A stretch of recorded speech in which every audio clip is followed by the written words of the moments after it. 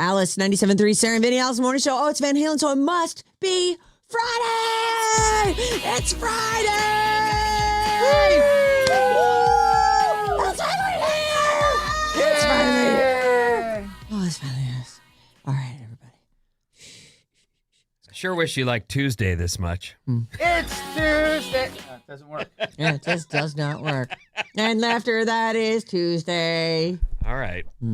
Before that, it was Monday. Listen, you little rascal. Listen, you little rascal. You got a lot to tell us. I got nothing to tell you. Oh, you do? Oh, Listen, yeah.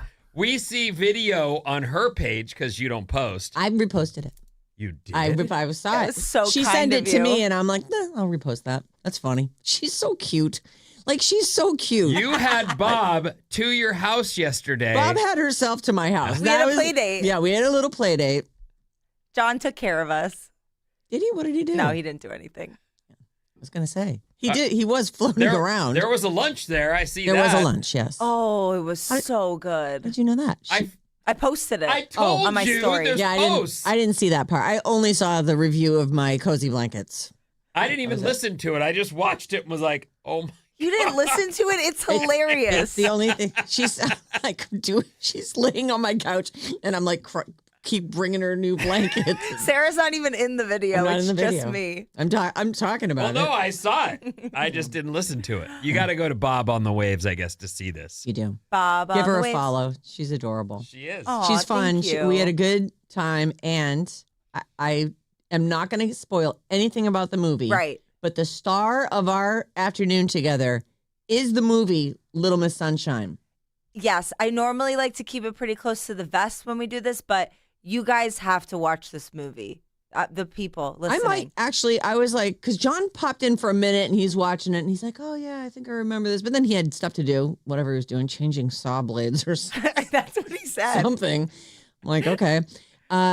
So I think I'm going to watch it again because, you know, so far in Bob's Movie Club, my favorite movie has been, or like the surprise movie, the movie that I was like, wow, that was really great, was The Social Network. I watched that again. I remembered liking it at the time and could not believe how good it was. This movie is that times 100. Mm-hmm. Every single person in it is someone you either already know or will know as the years go by. Like, there's so many people in this that are like, isn't that the lady from 24 and the Larry Sanders show? Like, it's so...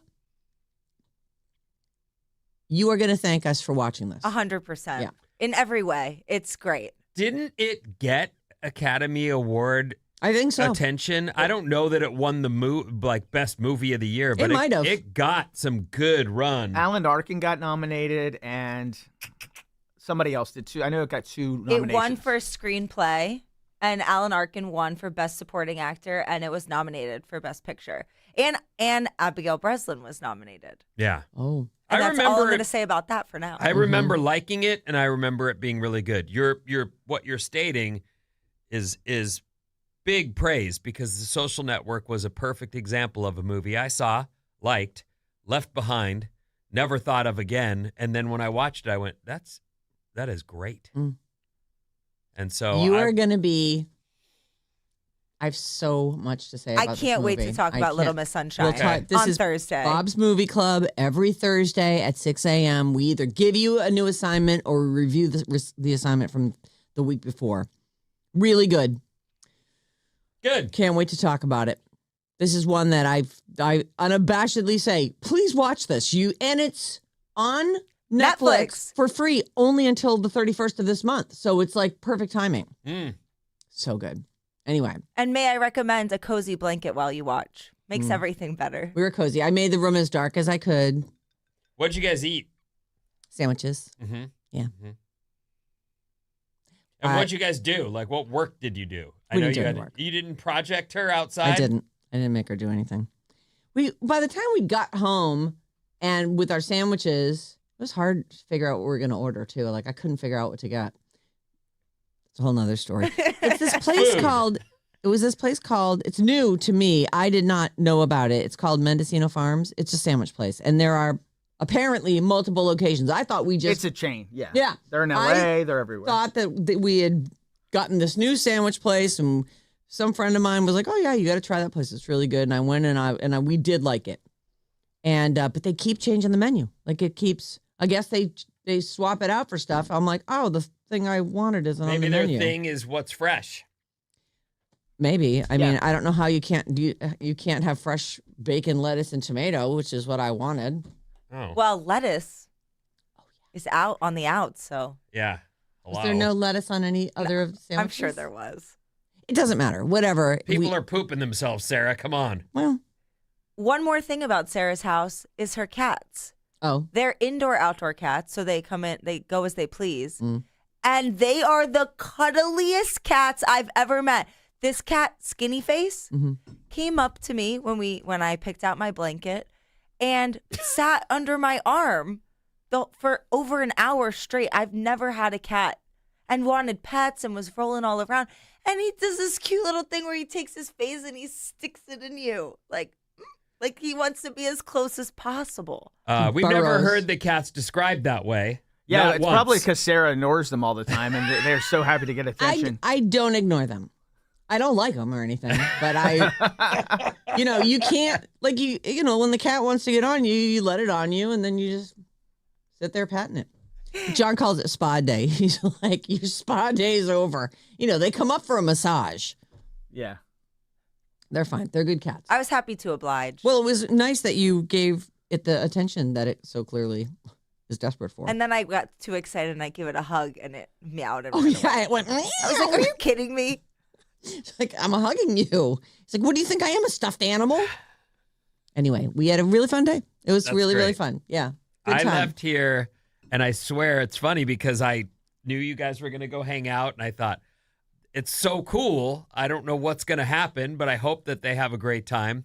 I'm driving down the coast. No wind. Sunshine. I swear to you, I was so desperately in need of some water therapy. And you got it. And I got it. It was one of those moments where it had been 2 weeks or something. Oh, my God. Yeah. Really? Well, it's been windy and junky and a bummer. Like getting up at 5 and driving to the beach and going, okay, I guess I'll let's go turn home around and make pancakes for the kids because that's where I'm at. But it was beautiful yesterday, like really great. It was a really nice day yesterday. And so I avoided texting because I was like, I wonder what they're, leave them alone. And then I got to the ocean and was like, oh, I could do something too. Thank God. Wow, I'm so happy for you. It was very, That's very beautiful. much needed, very, very nice day. And I think there's more headed, not surf in particular, but a great weekend ahead, everyone. Not as hot as we had originally thought. Not as hot as they were predicting. Not that I see. It did warm up yesterday, but it wasn't. I mean, it was a pretty It might cool hit the day. 90s, but they were predicting 105 at one Right. point. So When you see triple digits, it's like, oh no. 105 isn't even just, that's That's too much. peaking the Forget it, meter. right. I don't think we get much hotter than that. I don't think we do. So anyway, that's not, from what I can see, that's not predicted. And outside lands, everybody. I know. Like, the party's going to be huge. What this time you weekend. going? Probably not until later this afternoon. Is Susan going with you? Yes. And how's his leg? He's doing great. He was allowed to start running this week. Oh, Well, for 1 minute at a time. But that's still something. yeah, it is something. I had this shoulder thing, and when I finally got the cortisone and started doing PT, and I walk in and I'm, okay, what are we going to do? And she hands me these 2-pound pink weights. And I'm like, get out of here. And she goes, no, you're not going to get out of here. You're going to do these little motions, and you're going to do what I tell you. And the point of that is, do the 1 minute. Like, they know what to do. Just follow their lead. Where we go wrong is when we go, I can got do more. this. I'm going to do more. I feel good. I can do more. And then, oh no. I've done too much. I can't do So anymore. good for him. He gets to go walk around. He doesn't have to be on crutches. Oh, he's so happy. I'm I'll sure. bet. And so are you waiting for him to get home from work, or is he taking the day and meeting you, and then you guys are... He works at home, right? You'd think we would have discussed, but we haven't. Oh. Well, you did go on an adventure yesterday. That is true. You were very busy. She did say, I go, well, if you want, I can get John in here and we can watch Big Brother. And she goes, I'll watch that with Susan. Mm. I'm like, I absolutely understand that. Yeah, I got home and Susan was in the living room working, and I was like, "We're watching Big Brother. Put that away." I did think at one point while I was there, I was in the ocean thinking, I hope Bob's not walking home right now. Did you have trouble? No, I use this little app. I don't know if you've heard of it, Lyft. I have heard of it. Yeah, it's great. You press like 3 buttons and someone comes and picks you up. It is Done. kind of incredible. No problem. No problem. Wow. Except that the car had those air fresheners in it, like those classic tree ones. That's really my only gripe about Uber and Lyft is the smell. Because they put those like smells in. I'm like, I'd rather just smell your car. Well, Yeah. they live in I their hate car those though. fake Like car you work. smells. I think when It gives me you, a headache. I'm in my car a lot too, and I do like I've had you in my car. I don't know if you got in and went, oh, Yeah, of course. you did. Cars have a smell. Well, you just if you're in your car a lot, you don't smell it. No, don't. So I'm that's the kidding. fear would be that Bob or course. you jump in and are like, oh my god, dude, what are you doing in here? Right. I think you're just being like people don't smell that bad. I don't think we need to cover our smells so much. I Coming from a girl disagree. who lights candles Yeah. all day in her house, so don't Yeah, listen to me. don't. I'm full of it. Just stop it. You know what? I don't. She's even adorable know what though. I'm saying. You were a fun hang. I was like at the end there, we're hanging out, we're laughing about something, and I was like, yeah. And then I go to bed and you go out and party. And I'm like, 30 years ago, me and you would have been a pretty good match. It would have been so fun. It would have been. Did you guys sing? No, there was no There was singing. no singing. I don't even think I turned music on, actually. No, not even in the car. We were just No. yapping Oh away. God, I don't. I just want silence in the car on the way home. I feel like I've had stuff going into my Yes. ears the whole morning, headphones on, and just I love silence on the way home. So, and actually, I didn't even think about like asking if you wanted to. We did. We yapped the whole way. We never stopped talking except when the movie was on, and even then, we'd pause it and have like a conversation. We It was had really so much It was fun. really fun. We had a good day. Wow. We're palsies. Okay. Palsies. Palsies, we're pals. KLLC HD1, San Francisco, Sarah Vinnie, Alice's Morning Show. It is, in fact, Friday. Mm-hmm. Well, this doesn't say how long the intro is on it. I think it comes right in You with got talk to me, this. talk to me. Oh. Yeah. 2 stories coming up. I totally love both of them. I will probably only get to one. We'll test that theory next.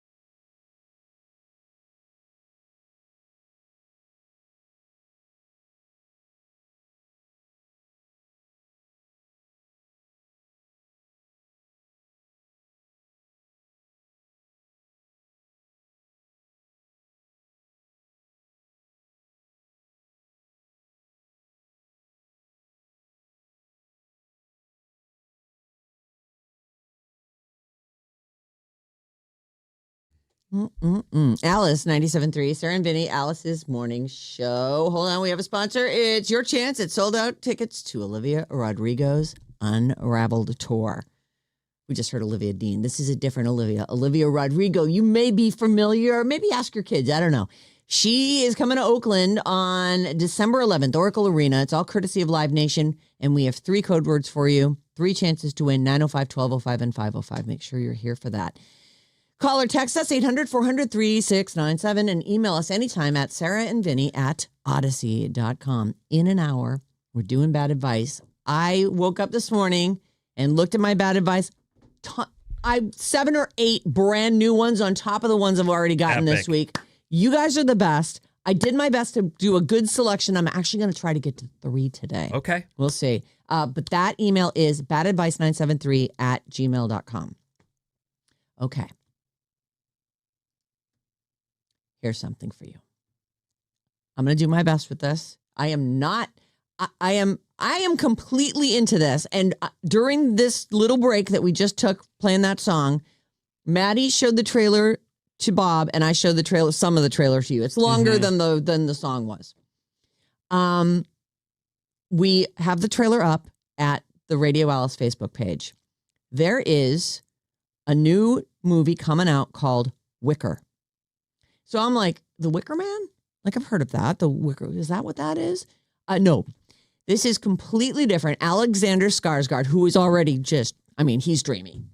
Right? Can we all agree? Alexander Skarsgård, like, we'd all do him, right, Vinny? Right? I don't know. Come on. Think on it. He plays a man. If you watch the trailer, they give you a lot in the trailer. It is unfortunate. But Peter Dinklage plays a guy who can apparently make things that come to life out of wicker. Olivia Colman, who is she's a great actress. Like, I've seen her in so many things, including The Crown. She's been in a ton of stuff, though. She was in that one, Her Majesty's Favorite or something. The Favorite. Yeah, The Favorite with, yes, your hands up. If I may. Yeah, go ahead. I have, after watching the trailer, I have no idea how this got made. B, it's star-studded. Olivia Colman is up for Academy Awards all the time, isn't she? Mm-hmm. So is Skarsgård. Huge. He was great. Dinklage, also award-winning actor, right? It's great. So this is a fantasy piece, and suddenly Wicker is the new. So here's the thing that's funny. So I watched this trailer. I saw this description of it, and I thought, all right, I'll take a look at that. Alexander Skarsgård. Who knew I'd be attracted to this basket guy? So here are, and I start reading the comments on the video, on the trailer video, and here's just a sampling. People are funny. They're not as funny as our texters, of course. You guys are amazing, but and by the way, this movie comes out October 23rd. So you watch the trailer and then you can read some of these really funny comments. I've never been so horny for a basket before. I was like, that's what I said. That's what you said? I'm hot for that. As soon as I was watching, I'm like, oh my God, he's a basket and I'm into him.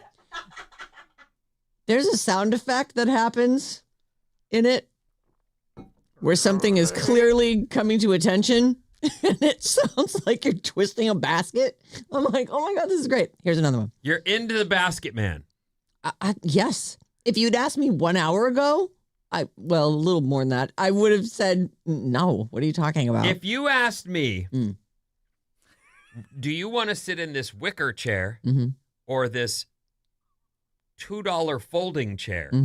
I'd go folding chair. Why? Because wicker. Wicker's amazing. No, wicker's not Wicker amazing. is amazing. And these days they do a lot of that, the wicker that is, it looks like wicker, but it's actually like plastic. It's like all weather wicker.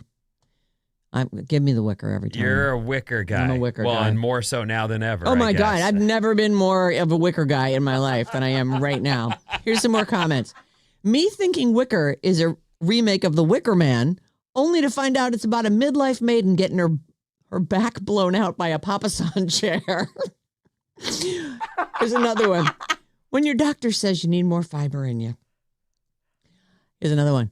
I never thought anyone would write a screenplay exploring the deeply impure feelings they experienced while walking into a Pier 1 import. Come on, that's hilarious. My friend just called the new Wicker movie 50 Shades of Hay, and I can't stop laughing. Wicker chair for sale, unfathomably used.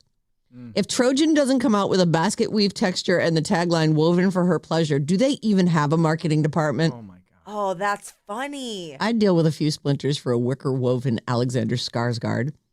Spent my whole life devouring Triscuits. I'm ready. Women don't want rom-coms. They want to watch a menopausal woman get railed by a wicker basket. Wow. Boom. Woo. Yeah. I'll end on that one. We'll move on. Oh, that's the story. That's the story. Is there's a Wicker movie, there's sex involved, and it's star-studded. Seems like a great girls' night out. Doesn't it? I think that's what it is. Yes. Let's do it for Bob's Movie Club. Let's have a screen. Let's get a screening of that. It's 2 months from now. I'll see what I can do. Yeah. You know, Bob was telling me like the best thing about being the queen of Bob's Movie Club, you know, being right there in the title, is she gets to go like on Monday nights. There's always these screenings. Yeah. Oh, it's so nice. And she can go to the movies whenever she wants for free. Well, not whenever I want, only when there's these Monday screenings. That's what Hooman used to do. I know. We can all go if you wanted you to. get- No, I don't want to go because I got to go to bed. She's Right. young and Yeah. has energy. And lives in the city. That's true. Okay. Here's my other story that I love. Okay. And thank you for, like, we've now addressed Wicker. Everyone go and watch the trailer. It's on the Radio Alice Facebook page. And you won't believe it got made. You won't, but you'll be like, I'm so glad it did, though. Like, you have to admit. No, I don't. I You think do. that I have to admit it looked, interesting Fun. in film, but as you're reading scripts, I would think most stars would say, this is a huge no. Yeah. Because you can't see it. You're reading the script. You don't Mhm. know that they're going to. Really make a Wicker facsimile of your face. That's It's- exactly what I was thinking. Like, how could you trust that this would work? Reading the I script. mean, I just told you guys the quotes from Matt Damon. He's saying, Matt Damon. there are movies when you sign up and you get to the set and you realize there's 16 hours days still to go, and this thing's a bomb. Oh, boy. And he didn't say that. He was being more politically correct, but you could tell he's like, Uh-oh. I have a lot of work to put in on this, and it's never going to happen. Crunch. Yeah. That's what this film, looking at the script, I'd go, yeah, this is a no.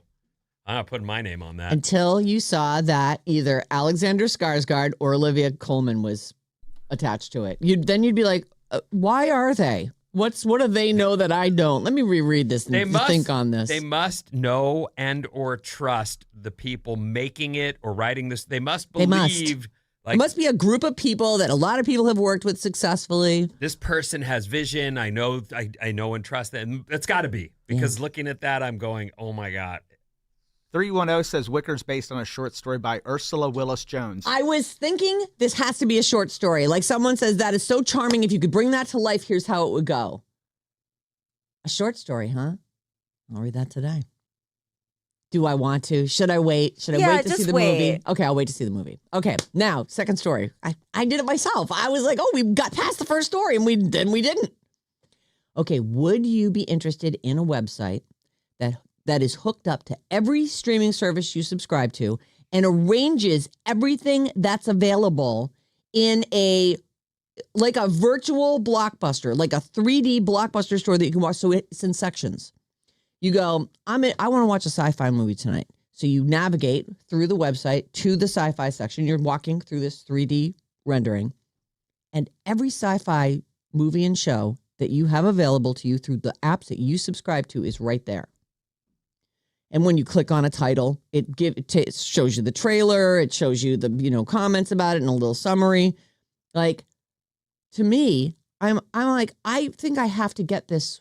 I have to get this website or this whatever it is, an app. It's a website actually.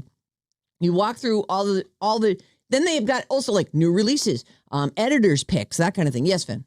We've talked about this quite a bit. If you're a member of, let's say, Netflix, and you put your budget towards that, and then you find yourself going, I need to watch something on Hulu. I'm going to have to sign up, watch it, and quit. Mm-hmm. Is this a one-fee situation? This is free. No. I mean, so it's running all your apps, right? It is running the apps that you subscribe. It sounds like, now listen, I haven't gone to this website. I'm definitely I sent it to John. I'm like, we got to get this. This seems great.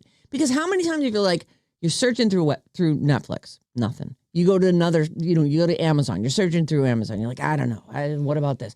Like that to me is one of the most frustrating parts about having all of this content available to us is it's really hard to know that you're on there. You're watching the best thing because there's 15 apps. So you hook up all your apps, everything, and it puts it all. What do you call that? An aggregate? What is that? Yeah, isn't it?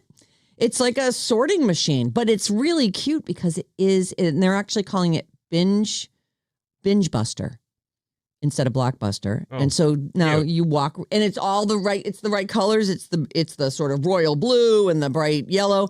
It's at bingebuster.net, I believe. So they actually say that Gen Z wants physical media, like that there's a trend back toward that. And a lot of us have because we've been alive long enough. I have DVDs. I can't even remember the last time I looked through and was like, oh, that movie. Oh, there it is right there. So now, you hook up all your stuff. I don't know. Did you select that it had those, that you have those? No. Does it, do Well, you those have those? to be the I biggest do. ones, though, right? I mean, Oh, and it has a plus sign there so you can add whatever Yep. else you've got. So it links to your streaming accounts and turns them into a navigational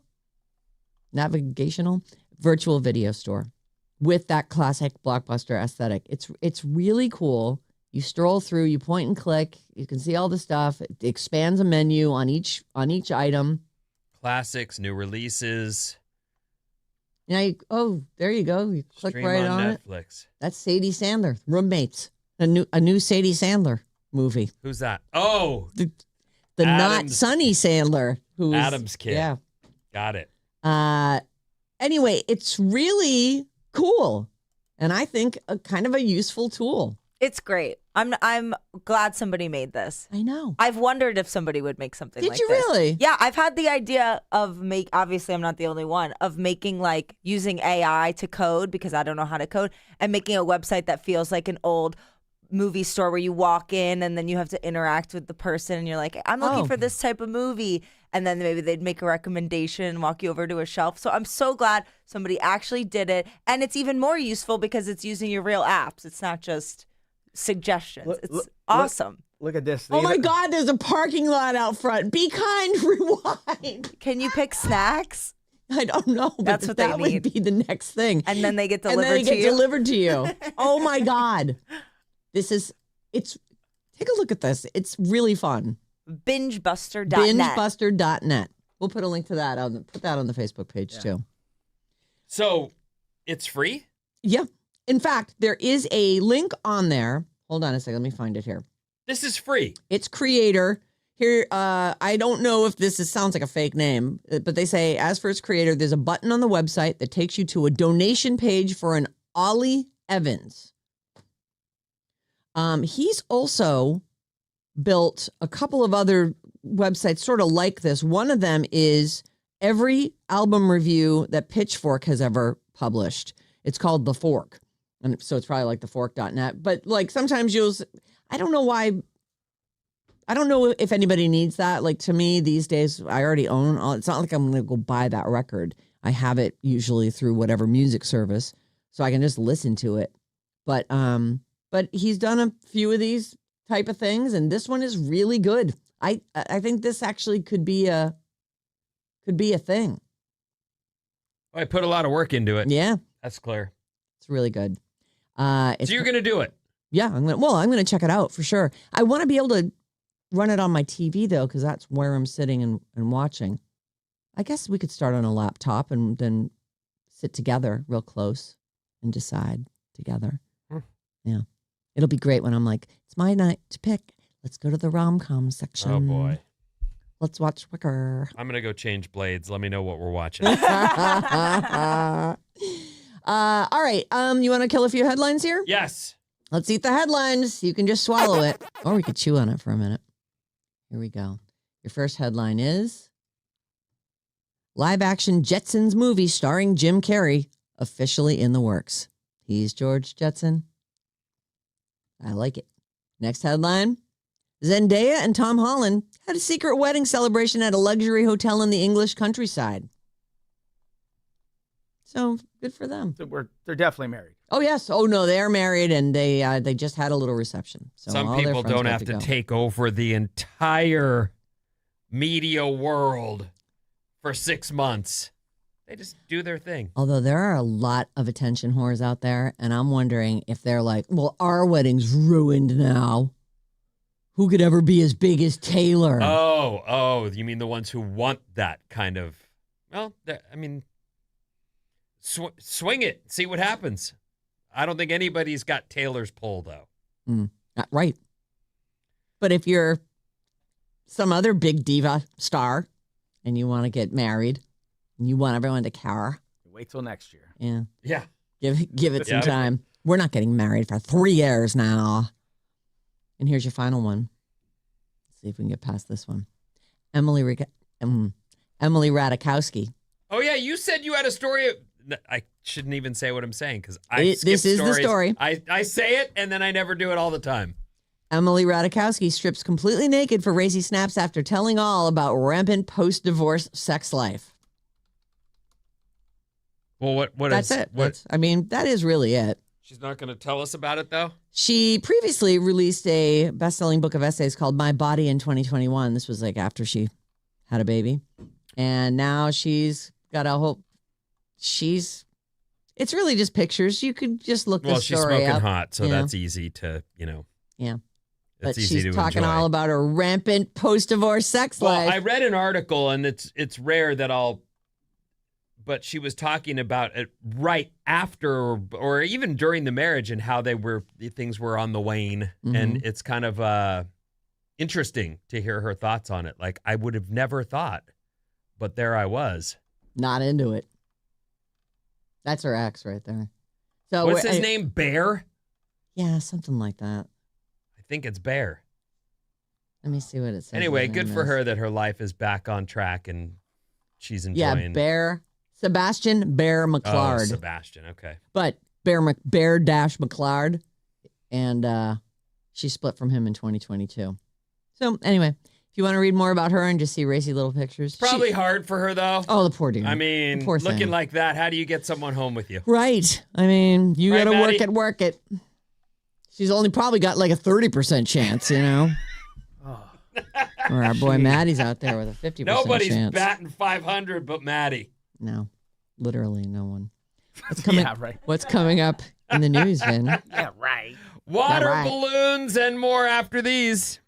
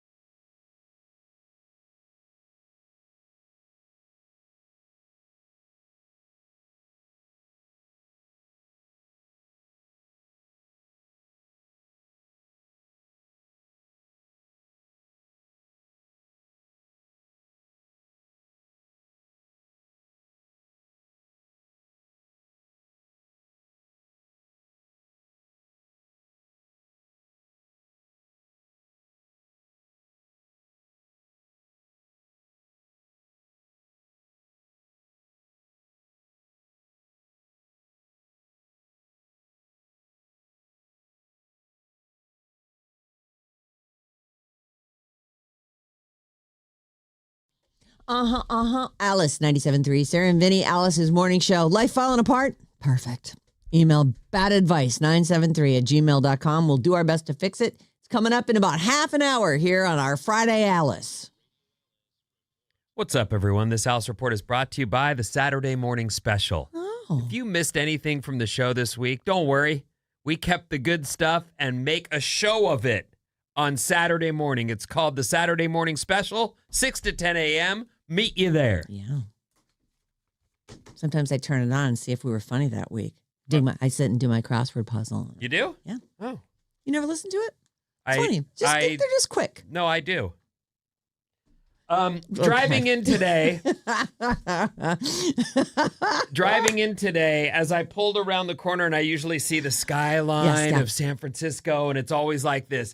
Yeah! Here we go. You can't see it. I'm coming to get you. It's covered in fog today. Bummer. The fog is thick, and we really haven't had a day like that. We have clouds, but this is fog. The skyline's gone. Oh, you do not buried, see. Right. So that's what's going on in downtown San Francisco right now. Even now, the top of that building's still But in the sunny fog. and hot. Nice. A really nice summer weekend ahead. Sunny and hot. Sweet. We'll begin here with Outside Lands because I have some info for you. It's the big event of the weekend, and you want to know this stuff. Outside Lands returns to Golden Gate Park today through Sunday.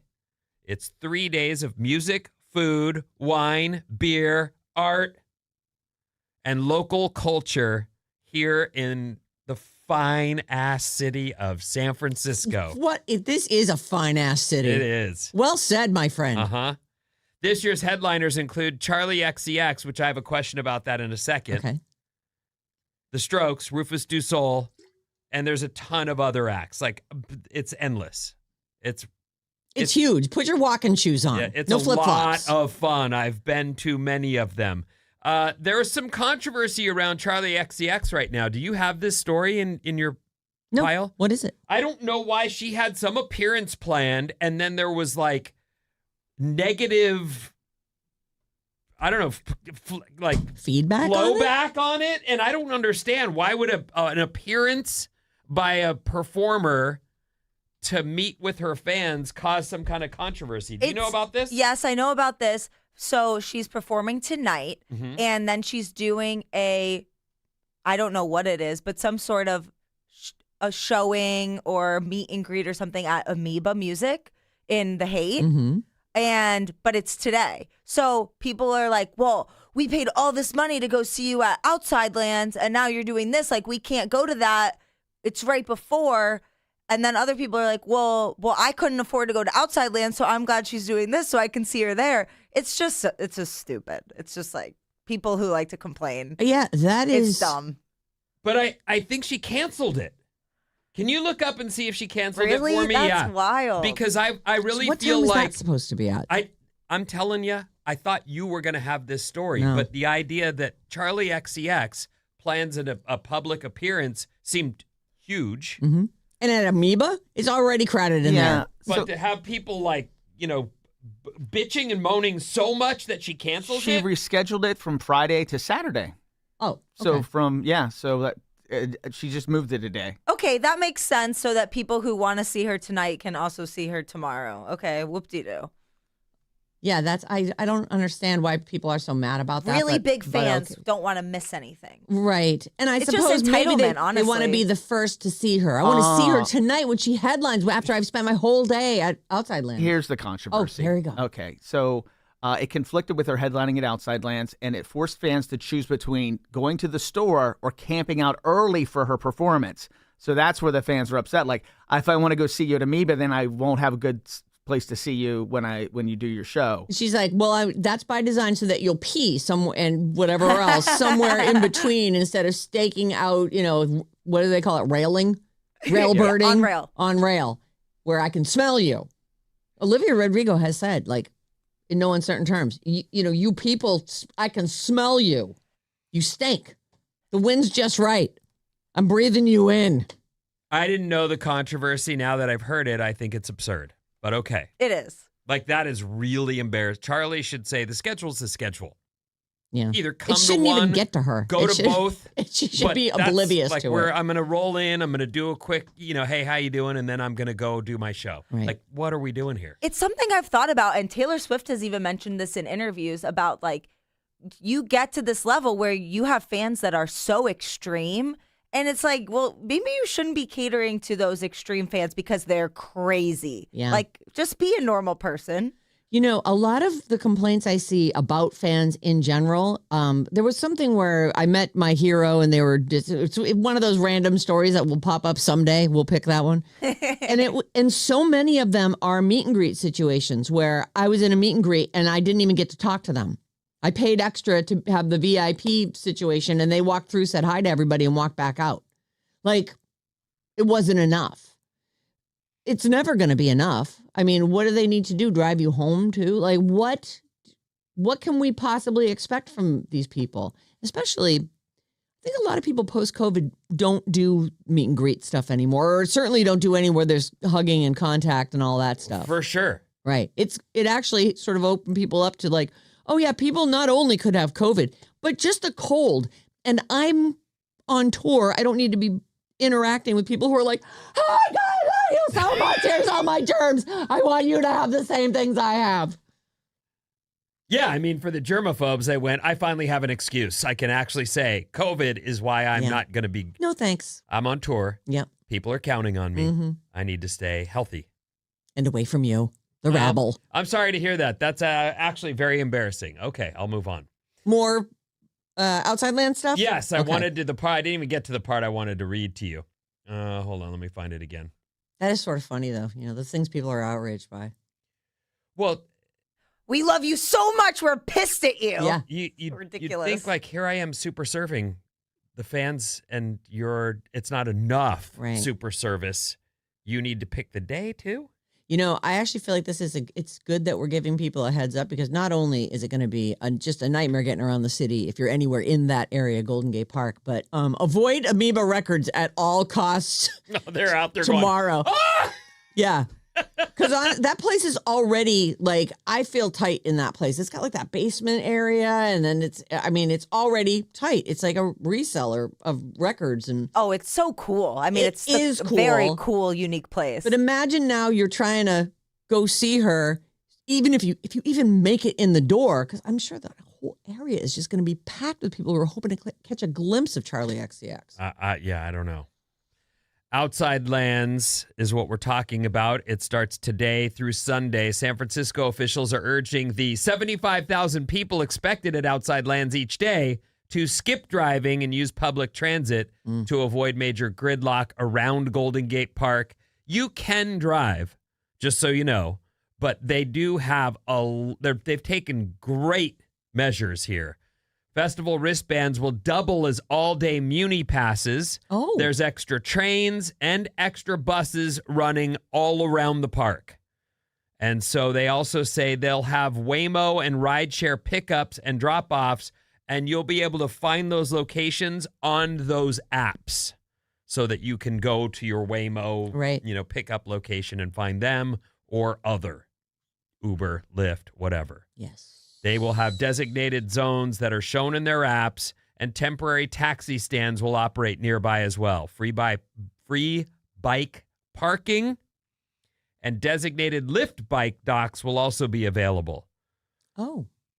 People are warning attendees, know that it's a festival in a big city. It's going to be crowded, and you will need to give yourself extra time going and coming. Yes. Like, that's it. It's Right. just the way it is. So be cool, everybody. Yeah. And have a great time. The first year of Outside Lands, they did have the buses running, and I got on one of them, and it was I parked at our old building where we used to work, and it dropped me off at Union Square. Oh. Which isn't close. Well, I mean, it's close. Is it? No. Ish. It's not. It's like 2 miles away. And I hoofed it. I just went, all right, well. Oh. And I'm, not Sometimes a lady. That's easier. Well, yes, but I imagine if that were my daughter, I'd be like, I don't want you walking in the middle of the night back to your car. in the city. But it's gotten better is my point. So They've then gotten much better. when about you left this. that night, were you able to find a ride back to the old building? No, I walked. Oh, No, that's what I'm saying. All No, the way back. We found the park, no problem. But getting you back got was- dropped at Yes. Union Square on your way home On and the watched way from there. home. That's not as bad. That's maybe 3/4 of a mile. That's whatever not it too bad. is, it was nighttime. That was the closest It's they not. got me. It's actually, that is a dicey little area. Mhm. Yeah, It was fine. at night. At night. I'm glad to It's hear fine. they've made great Yes. efforts to keep everyone safe and to make your trip home I think, Vin, easy. when you came back here in 2008, Uh-huh. I think that weekend you went to the first. That's exactly. Well, I don't know if it was the first weekend. It was the first time they'd done it. Was the year you came back. I believe that 2008 is the first year of Outside Lands. We could find out, but it's which is hard to believe. It's pushing 20 years. Like Yep. Oh wait. I can't believe that you've been back almost 20 years. It's freaking crazy. I mean, you haven't. It's It's 18. 18 years. But isn't that amazing? Yeah. No, it's great. I'm grateful for every moment I get to spend with all of you. I love it. I do not take it for granted. Mm. If you're out there wondering, I do not take it for granted. I'm very happy. Today Yes. is International Beer Day. Oh. So if you're interested, have a beer. Sometimes I will start my Friday with a beer, like a Guinness. But John has some, he's like, I'm making you, what did he say it was? It was like a tequila, watermelon. A panty dropper. Oh. No, I'm just, he's trying to get you loosened up. Well, I for- try to do that stuff before I start drinking. Oh, Yeah, because once I start drinking, I'm like, This is too delicious. this is too good. I just really want another one of these. And then he, too, now we're a couple drinks in. I'm like, okay. Or not. There's a drink called a panty dropper. yeah. I don't know what it's made of, but It doesn't matter. Every guy is like, oh, would you like a panty dropper? On the off chance that your panties actually do drop. I was never into those kind of drinks, but I have a vivid memory of being in a bar at one point when I was drinking in my drinking days, and I was having fun, but it was one of those where someone said, do you want a mind eraser? And I went, that sounds great. And it did, in fact. The last thing you remember is saying, that sounds great. I time traveled myself home. Like I woke up in bed and went, wow, I don't. How did I get here? Yeah. I hope I had fun. Yeah. Yep. Oh. The old panty dropper, the old mind eraser, the old, I'm sure they don't have any drinks called You Might Barf. they have the BJ. Yeah. Yep, they've got that. Oh my God. I saw someone do that and almost choked to death one time. Because you know how you're supposed to do Yeah. it with just your mouth, and they started choking. Well, you realize it's hard to swallow with your mouth open. And if you're holding the shot glass still in your mouth, there's really no way to swallow. Wait. So I've seen many of people tilt their head back down to set the shot glass down, and then the whole shot comes out of their mouth back into the glass. Yum. What is this that we're talking about? So this is one of the, this would make you barf? No, well, maybe. That's what triggered the memory? It's a... It's a He shot. said there's a BJ shot. That's what it's called. And it's something gross too. It's like Bailey's and Ew. Oh, I love Bailey's. What? It's for 21-year-olds. It's amaretto and Irish cream, and then whipped cream on top. And you're supposed to lick the whipped cream. Lick the whipped cream off with your hands behind your back. You lick off the whipped cream, then you put your mouth over the shot glass, grab it in your mouth, and tip your head back and do the shot. And then you're supposed to reach up and pull the thing the shot glass. You've done this? Yes. Oh. I did it, and then I looked over, and my uncle was like having a seizure next to me. I was like, oh my God, save him. Actually? He was choking on it. But he was really choking. Like it was like it was too sexy for your uncle? it just went down the wrong tube, and no, it was now I just get it. really I mean, I bad. thought yeah. that he it was wasn't just too watching sexy. you and it was went- the first BJ that he had. So of course he was very, he was excited to do it. Okay.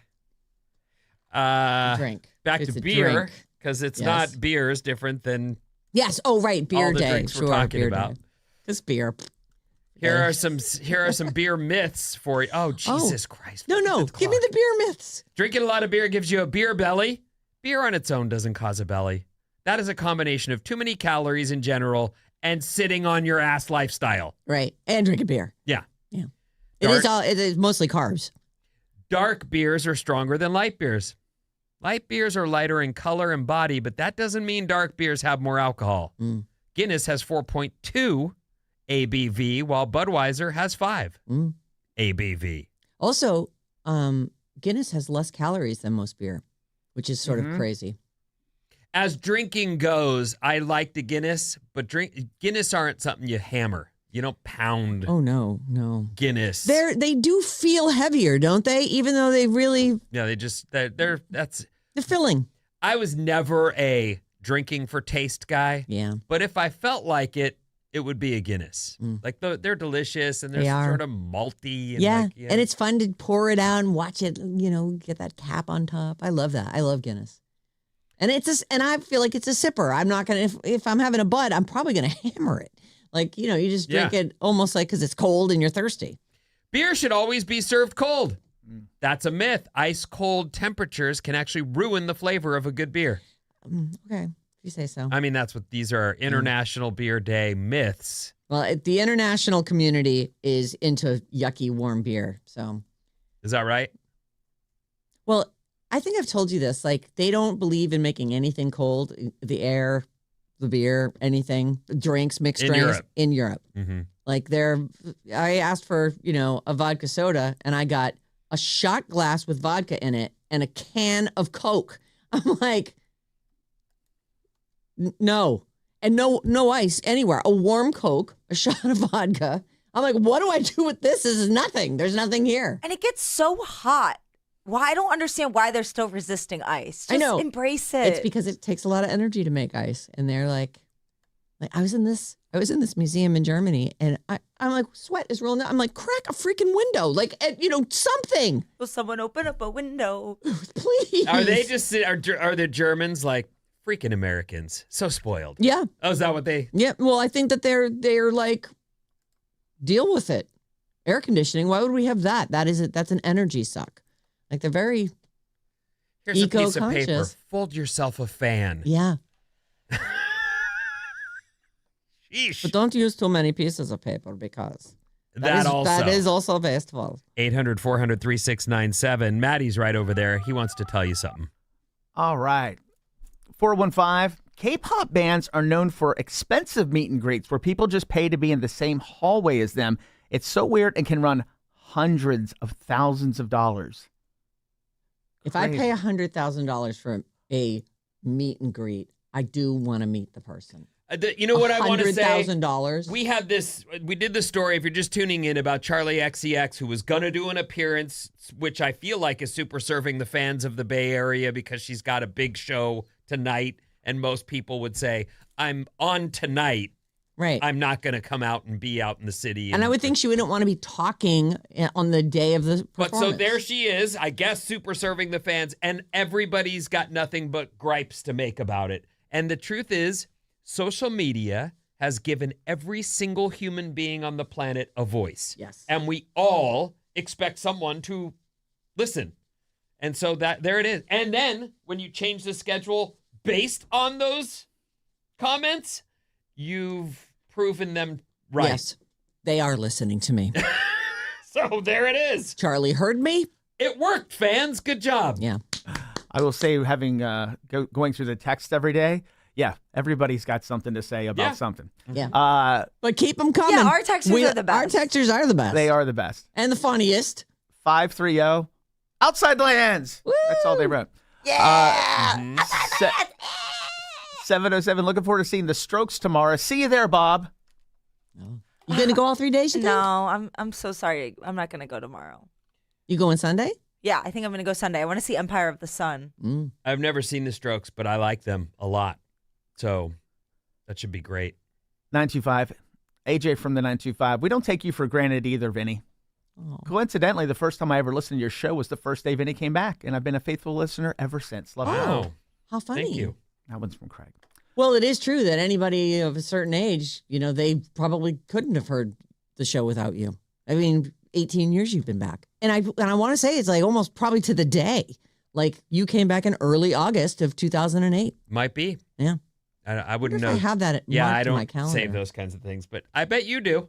I do. I love that usually. you're all the first date Vinny went on with his future wife. I'm like, what in the That's a hell? July so date. cute. Hold on. I have that here. Did you guys know Vinny and I have the same anniversary with our partners? I did not. Yeah. I have a friend What is whose it? birthday is on that day as well. The 18th, I think. July 18th. Yeah. What a day. While you're looking at 415 OMG Irish person here, laughing my head off. Sure, let's go with 18th. Guinness can't be chugged. Yep, us Irish take wee sips of Guinness. No 12-pint nights here. The Irish evidently do. Have you guys heard of splitting the G? No. It's this thing where you take a Guinness and, it comes in a glass that says Guinness on it. And so on your first sip, you're supposed to drink the exact amount so that the level of the beer when you set it down is right in the middle of the G. And in if the you word Guinness. don't, what happens? Nothing. You have to And if try you again. do, what happens? You get pride. Oh, Yeah. okay. I split the G and you get to take a picture and post it. Oh, All right, we're going to take a quick break. Unfortunately, what a fun day today is already. well, you guys and your girl date started everything off on the right If foot. you I missed think. it, that's on the last 30, which is like the last 10, I guess. Bad advice is right after this.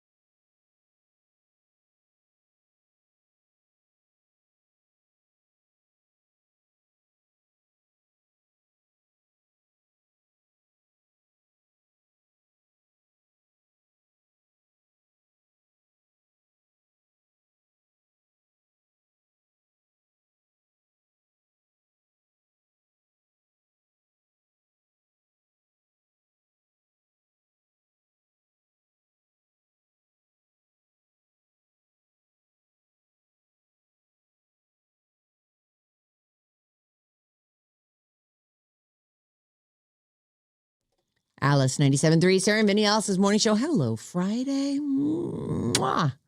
Creative Energy bringing us this portion of the program, which is, of course, bad advice. Hello. Celebrate 50 years of warmth and wellness with Creative Energy. Explore hot springs, spas, saunas, and cold plunges at one of their Bay Area showrooms. What's up, Summerfell? Visit creativeenergy.com. You'll love it. You'll be so happy. Call or text us 800-400-3697. And if you got a bad advice, maybe you're going to listen to this and go, oh, man, I should ask them about my big problem that I've got. badadvice973@gmail.com. And before I even get started here, thank you to everybody. I got a lot of them this week. And there is no bad advice without you guys asking. So thank you for trusting us with your problem. We've got you. Here's your first one. Hello, Sarah, Vin, Maddie, and Bobby. I need some neighbor advice. The people next door have apparently opened an all-you-can-eat buffet for the neighborhood's feral cats. Feral, whatever.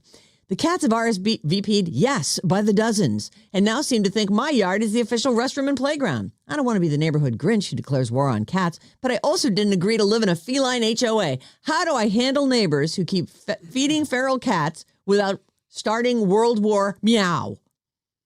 I don't care if you say my name. It's not my name anyways. Aubrey in Los Altos.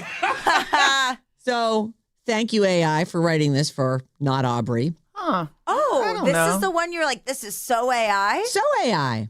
Oh, I don't think so. Want to hear it again? I didn't feel that either, but she plays with AI, so she would know. Okay. That's fair. I read it and thought, oh, this is just like an AI thing. Okay, let me read it to you again. Hello, Sarah, Vin, Maddie, and Bobby. I need some neighbor advice. The people next door have apparently opened an all-you-can-eat buffet for the neighborhood's feral cats. Right there. Some people can write. Yeah, there's still people who can write. Not Aubrey. Please tell the truth for once and tell us if this is AI. The cats have RSVP'd yes by the dozens. World War Meow.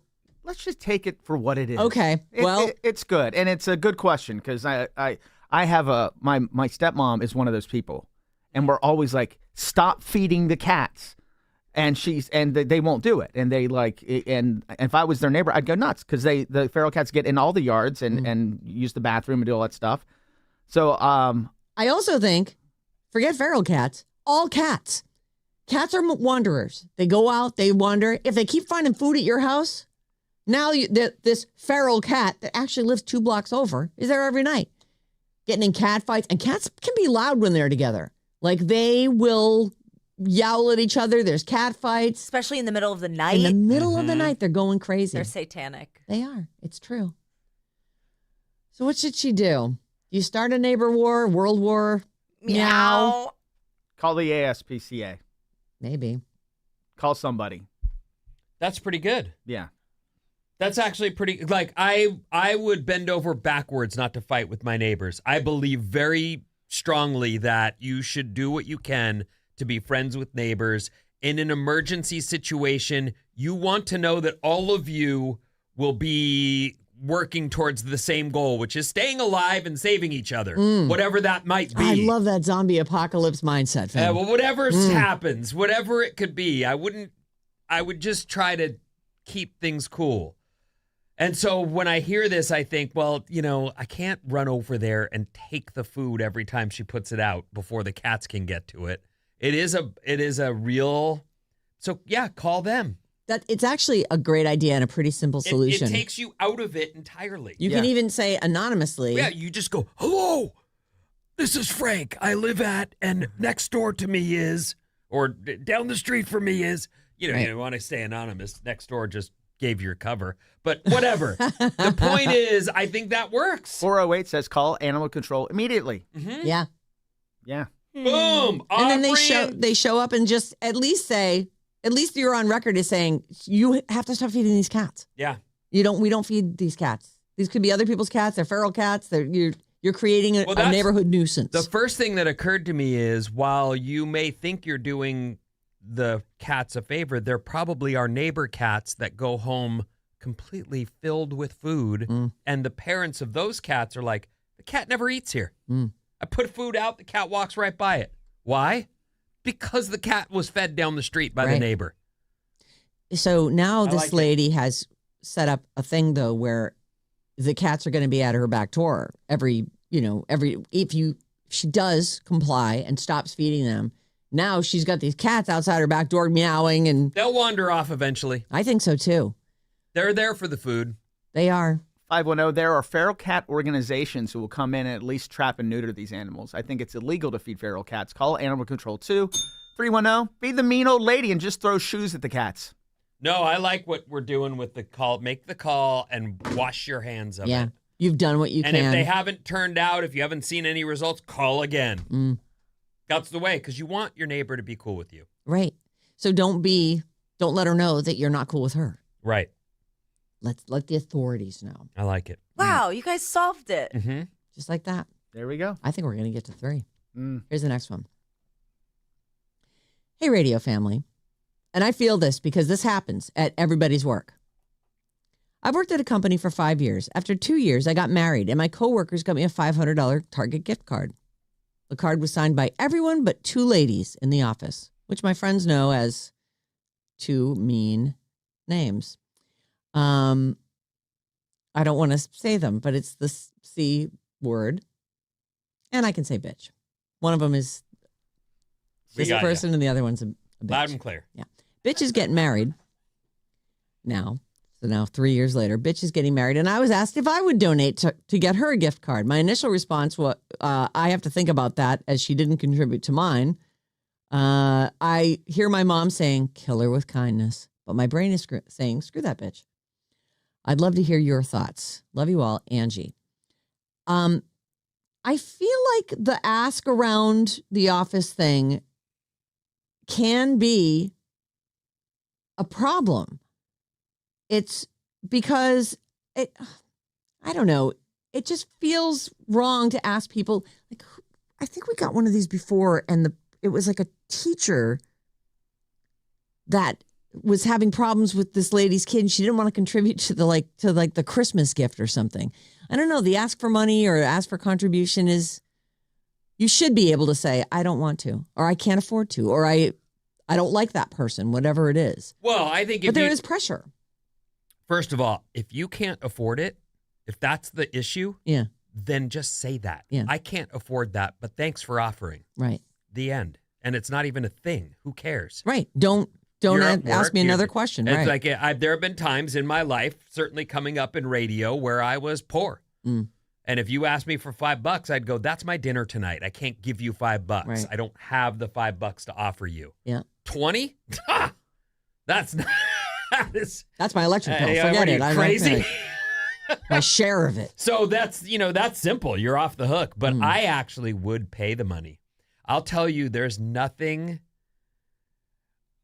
I'll give you an example. This is a story that I told you one time before. Nick Cave is an artist, and he commented, like, the sentence, I won't have it perfectly, but what he said is such a perfect burn. He said, I often find myself near a stereo where I hear something coming out of the speakers and I think to myself, what in the hell is this garbage? And almost every time it's the Red Hot Chili Peppers. Oh. And that's his statement. And he puts it out there into the world, and it's in a magazine, and it's from an interview. Oh. And Flea writes, Nick Cave is one of my favorite artists. I love him with all my heart. I think he's one of the best writers. I think he's one of the best musicians. And this record, and he name checks the record, is one of the records I will never stop listening to. And I'm sad that he doesn't like my music, but it doesn't matter. I love his. And I know, no matter how cold and dead Nick Cave's heart is, Nick Cave. he read that and went, I'm such a dick. Yep. I'm such a D. Why did I have to say that? I had to pull their pants down as a music snob, only to find out that they love me. Mm. Oh, yeah. And it's not like Nick Cage and the Bad Seeds is like this, they're not Aerosmith. No. Or, he should be so psyched that the Red Hot Chili Peppers. At best. At best. Like you said, Nick Cave, and 1% of our audience went, oh yeah, Nick Cave. Yeah. Right. I've heard of him. I think he's Australian, and they're not that widely known. Right. I've got an answer for this one. Oh. Okay. Just contribute an insulting amount. Just give her $1. $1. No, Yeah. that's worse than not contributing. That's such bad energy. You know, the fact that these people have these mean nicknames and now we're asking around for money to contribute to them. Like, well, they're not asking. The people No, who know them right. are. But I feel like don't be one of them. I'm with you. I'll give $5, $10. Yeah. You know, just something. okay. Here, here you go. If you have it, I would pay the ask and get on with your life, and you can know that you were a bigger person. That's what I do. Do we know if they contributed when the listener got their gift? Well, we don't, but that was also a question I had. Maybe they were out the day the card got passed around and they did contribute. Like, oh, wait. So it said like they didn't sign the card. Their names weren't on the card. Oh, then I wouldn't contribute. You just say no. If they didn't contribute for mine, why would I contribute for theirs? You know what's sort of weird about this whole thing too is this is how petty we are as people. She read all the names and then held them up against the roster of people that she works with. This like, person is definitely petty for sure. Yeah, that's petty. There's no and holding on to it for years. 3 years later. You don't have to contribute though. Right. Even if you do like the person. Yeah. I remember I would get asked to contribute to people's like when I used to have a real job in the like their retirement funds. And I was like, retirement yeah, funds? when people would leave, it'd be like, oh, we're going to give them a little retirement gift. I'm like, what? They have all the money. I just started. So I wouldn't. Not to be petty. I just frankly, didn't feel the need. I think that sometimes there's pressure to contribute to these things. And you do need to be able to say, no, I don't want to. And have someone back off. Because, like, I think the one that we got for a teacher one was like there was a thread of all the moms that had kids in that class, and she didn't want to contribute to the teacher's fund, and they were like, okay, this person and this person haven't contributed yet. We need your... I remember way, way back, and this is a different type of scenario, but when people would roll through, their kids are Girl Scouts, and they'd roll through and be like, okay, everyone... my daughter's selling Girl Scout cookies. I'm here to take your order. And there at that time, I was like, I don't have. I was like, yes, please. I'll take 5 boxes of Thin Mints and 5 boxes of Caramel Samoas. Delights. Oh, sorry. Where I'm from, they're called Caramel Delights. Oh, I don't think you should beat Yes. yourself up over not being able to afford to contribute. You just can't. It's not in your budget. You don't have the money for that, so you don't get to buy it. Right. And that's okay to say to someone, I don't have the money for that. Or even just to not want to. It is okay. Right. But when you want, like, you love that person and you're like, that's your kid, I'm happy to buy them, even if I donate them to the cause and throw them in the kitchen. Right. You do what you need to. Yep. I got an update for you. Oh. Haha. Hey, guys. Thanks for reading my AI question. Yes, Sarah, I use Chatty. I wanted to write something short and sweet easily, but the situation is real. Thanks for the bad advice. Oh, the situation is real. So not Aubrey. Right. Yeah, Got it. Oh, so from the first one. So she she's did text listening. in. That's she's so listening. funny. She used it to make Spice it up. Well, and you also want things shorter. I do and want people things use shorter. ChatGPT to make it shorter. So. And it is true. If you give it a long thing and say, can you just summarize this? Can you just shorten this up a lot for me? But keep it punchy. Cat World War Meow. That's funny. Thanks, not Aubrey. We're doing bad advice. Did we finish that one? I feel like. I think we did. Feel free to not I think contribute. all the options are fine. They are. There is no wrong answer. I didn't feel guilty not contributing when I didn't have money. You Okay. just don't have it. This one is a lot. It's a Oh. long one, and there's a lot of stuff in it. So I am going to, but I like it. It's a good one. I think this is one we're going to sink our teeth into. Sarah, Vinnie, Maddie, Bob, please don't use my name. And she signs her name and then says, again, please don't use my name. Longtime listener, first-time emailer. I've been fascinated by the bad advice segment, and I thought I'd give it a go for my current situation. After 30 years of marriage, I've been separated from my husband for a little over 2 years. The reasons for our separation are a whole other bad advice segment, though. When we separated, I moved in with my sister in another city in the Bay Area. We rented a place together. My husband stayed in our house so that our adult daughter would still have a home base during college breaks. In the meantime, my husband was laid off 8 months ago and has run out of money to keep up with the mortgage and the household bills. Also, at the end of the lease with my sister, she decided to get her own place. We get along great, live together well. She just wanted her own place closer to where she works.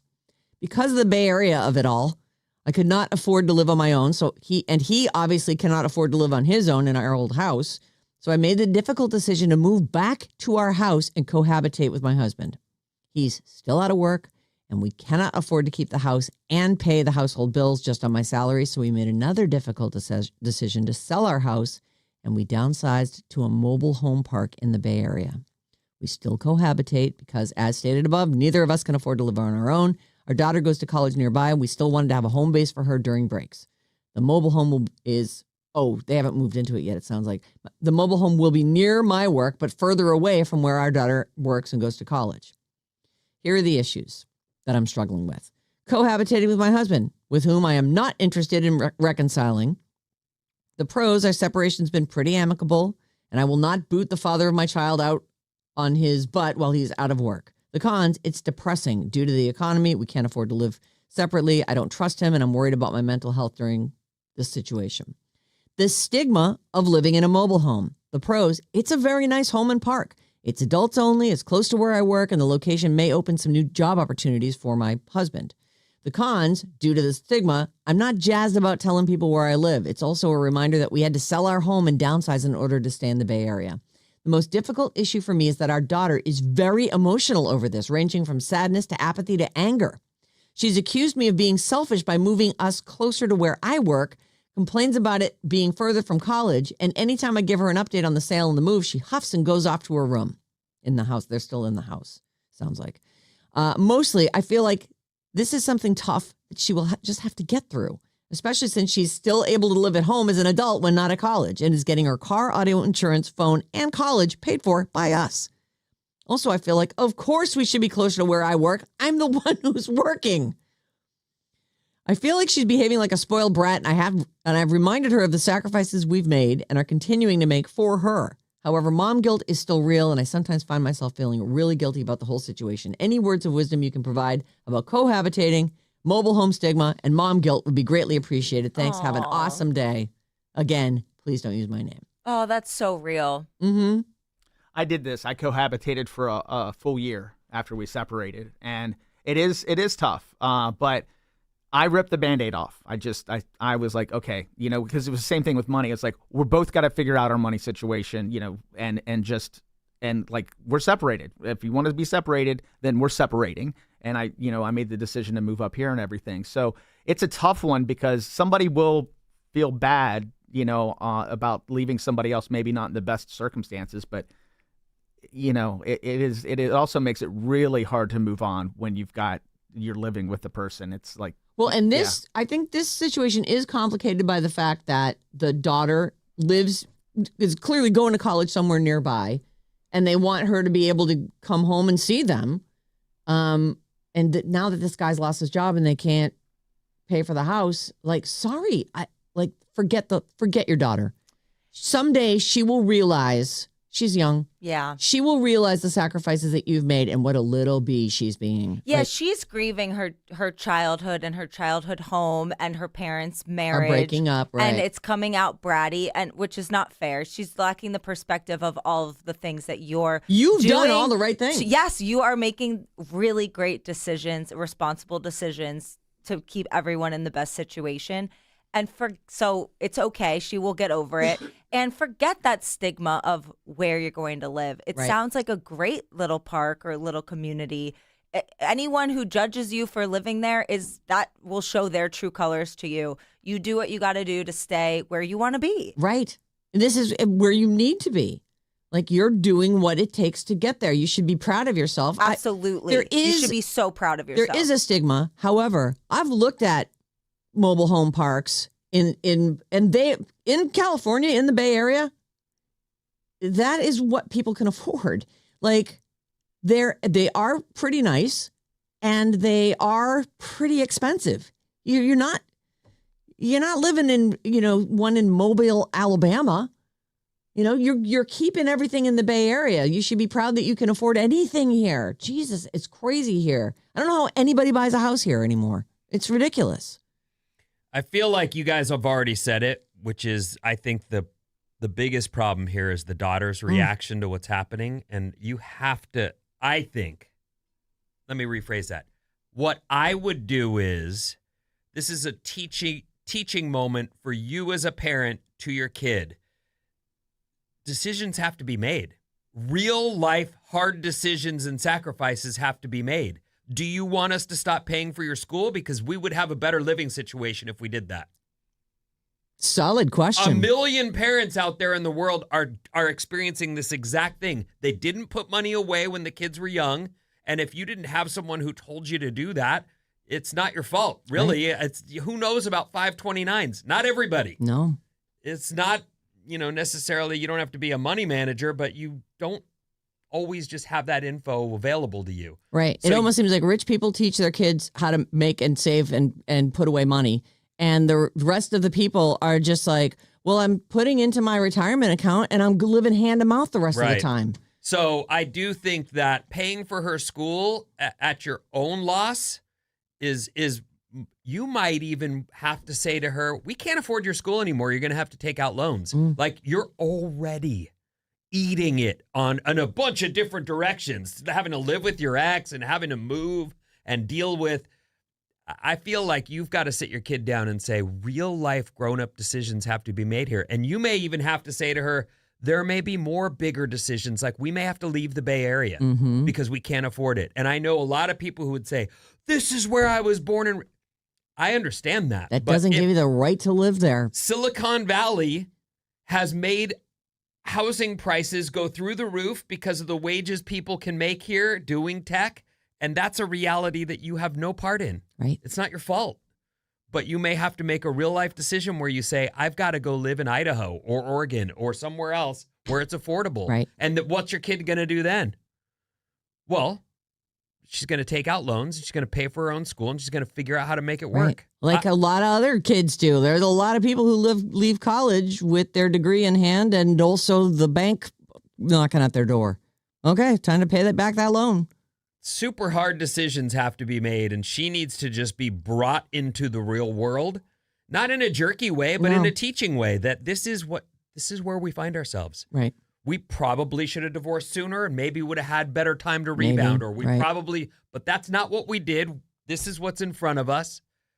And here's what we're looking at. We either keep the house and quit paying for your school. Right. What? Well, or we move to this situation that we can afford. These are real budgeting situations, not, fantasy world. I know. Where everything's taken care of and you get to keep coming back to your childhood bedroom. Right. Welcome to adulthood. It's sad, but it's reality. Reality bites. And the mom guilt thing, that's tough. You should really let that roll off of you. I get that you won't be able to, and it's really, really hard. But honestly, you're doing all the right things to keep your family going. You're doing the right things, all of it. Don't be embarrassed about where you live. Everybody has hard times in their lives. And anybody who would judge you for that, F them. I don't know. You don't have to wear a hat that says I live in a trailer park, but don't be embarrassed by it. I feel like you didn't have a hard come up because most of us who've had a lot of struggle in the early days of our lives, it's black and white. Mm-hmm. There's not a gray area. I can't afford that. Right. We have to do what we have to do to get food and the things that we need in order to survive.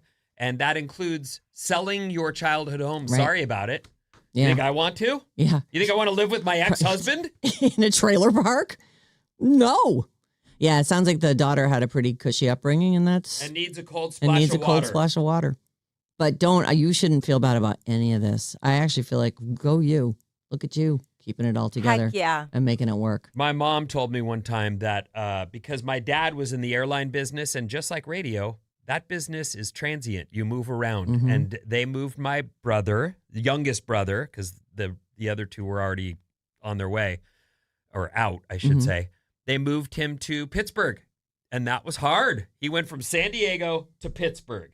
So he moved with them. With that. He was a little boy. Yeah. He was a little boy. But he holds it over her. Like, my childhood was changed and forever because I had to move. And my thought was, yeah, Dad had to get a job, yeah, and that's the job he got. Right. Don't fall for that. Yeah, my mom's has so much guilt when she decided to leave my dad, and because it affected our quality of life economically. He had to get a different job because he used to travel, yada yada. And I'm like, no. She brought it up to me when I was an adult, and I said, no. I'm so proud of you for making the right decision for you, Right. for our family. It's I love it, and it's okay that things were not idyllic, Right. You know, And your daughter will hopefully come out the other side of this having learned a few things about how hard life is and how Exactly. important certain things are to her. exactly. Yeah, that's oh, yes, Maddie. Oh, you're pointing at the clock. Oh, I hate the clock. God, stop making me look at it. All right. That was fun. That was I mean, three decent ones there. I liked it. The last one's kind of it's rough, I know. but you guys got this. You'll be okay. But She'll learn. And I really loved the way you laid this out too, person whose name I will not use. Look at that. I even almost just said her name. So thank you to everybody who wrote in this week. If you didn't hear yours today, I did get a lot of them this week. And so potentially you'll hear those in the future, but keep them coming. badadvice973@gmail.com. Well done, everyone. Problem solved.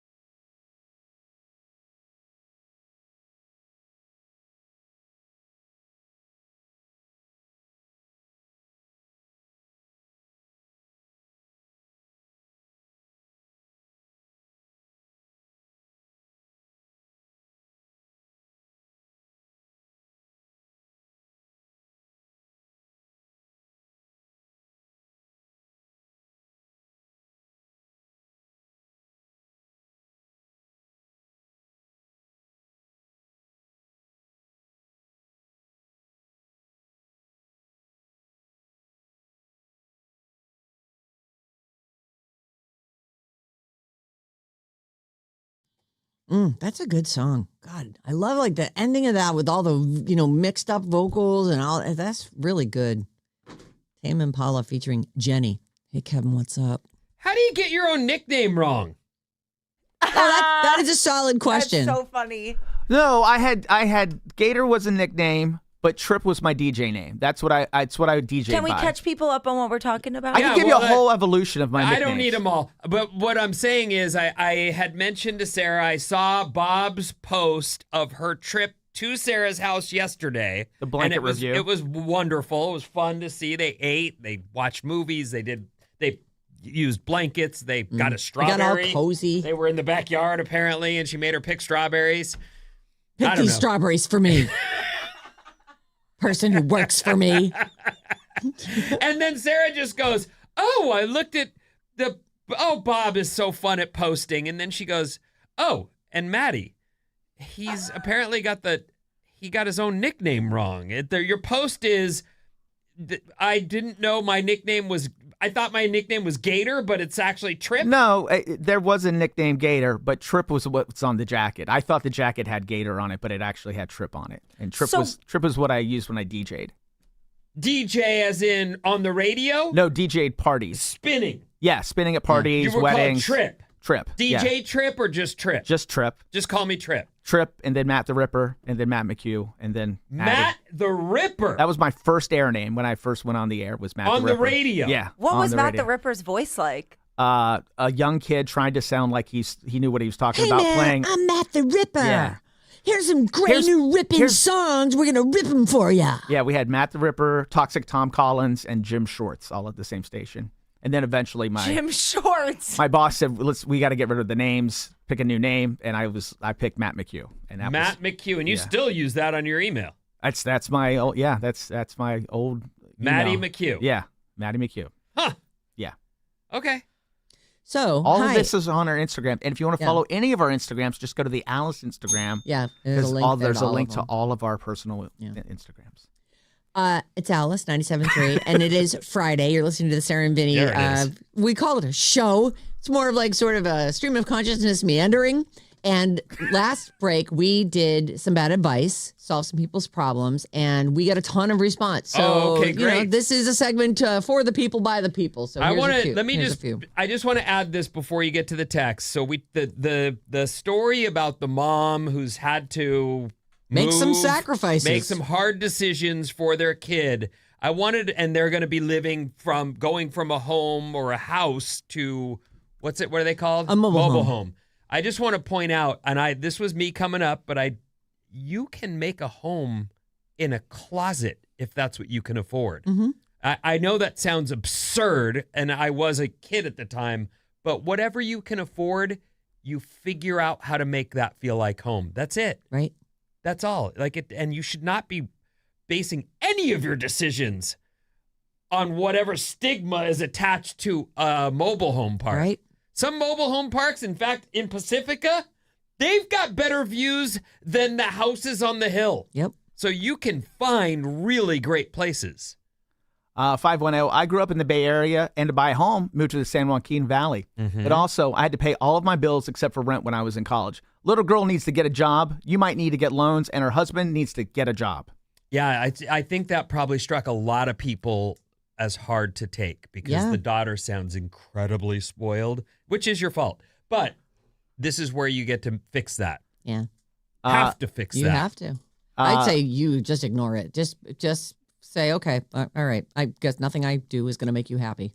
Someday you'll realize that I put everything on the line for you. Mm-hmm. 650, such a tough situation. I think she should sit the daughter down and maybe with the husband and go over the numbers and let them help decide. Daughter can suggest kicking dad out, but will probably be more supportive when treated like an adult with her input being involved.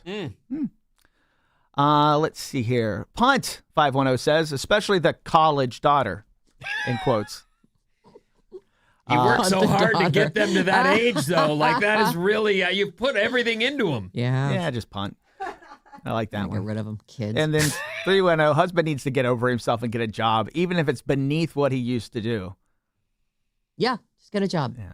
Well, I mean, it is easier said than done sometimes. It's easier said than done, but it also, what they're pointing out is very real. I have a buddy who looked for 5 years for a marketing job before he finally went, well, I've chewed up all my savings and now I have to go get any job, which I told him way back in the beginning. Get any job and just live on the money. Then your savings won't disappear. Yep. No, I'm a marketing guy. And then ultimately, there's no marketing jobs anymore. Yeah. Rough. Market Rough yourself stuff. to the bartending job down the street. Yep. And then one about the coworkers contributing to the Yes, B. yeah. I'm going to say B because I don't like to say that word. Regarding the lady who isn't sure about contributing to the B's coworkers' wedding gift, is B even inviting her coworkers to the wedding? If not, there should be no expectation that coworkers will give her anything. Okay. Yeah, I really feel like that is her decision to make, and she shouldn't feel any pressure. And if she wants to be vindictive and say, no, you didn't contribute to mine, that's fine. And if she wants to give just to kill him with kindness, also fine. If she just wants to say, no, I'm not doing it. You know what's interesting about things people do? How do I put this? I know that there are people who do good things for others, and why they do it, that's in their heart and their head. I know often I make decisions and do things because of how it's going to help me feel about myself, if that makes sense. So I want to be able to sleep at night. I want to do right by the people around me. And so my decisions often are based more on that than just simple, pure, golden-hearted love. Sometimes it's because I'll feel like crap if I don't do this thing, even though you don't deserve it. Yeah. Okay. Do you know what I mean? Yep. And then one more. This is kind of funny. LOL. Let me guess. White people. Ethnic people don't play this game. Our people would be working multiple jobs. Lazy husband. Hector in Walnut Creek. Oh, I don't know if they're white or black or anything. Yeah. Yeah. Just He people. could be right, though. It's, possibly. That's what I was getting at with the whole, well, I'm in marketing and my degree and my, yes, I understand all that. But if those jobs aren't there, Also, bills. You've got bills to pay. Let's get something going where, while you wait for your amazing marketing job to find you and hit you over the head. I don't want to work multiple jobs, but I do because I need to. It's just, if I'm going to live here, that's just the way it is. Yeah. Well, that is, it comes down to in life, you should do what you have to do. Nobody's here to rescue you. Do what you got to do. I do realize, though, that a lot of people have had some padding along the way, like this daughter, who's clearly not had to fend for herself ever. Right.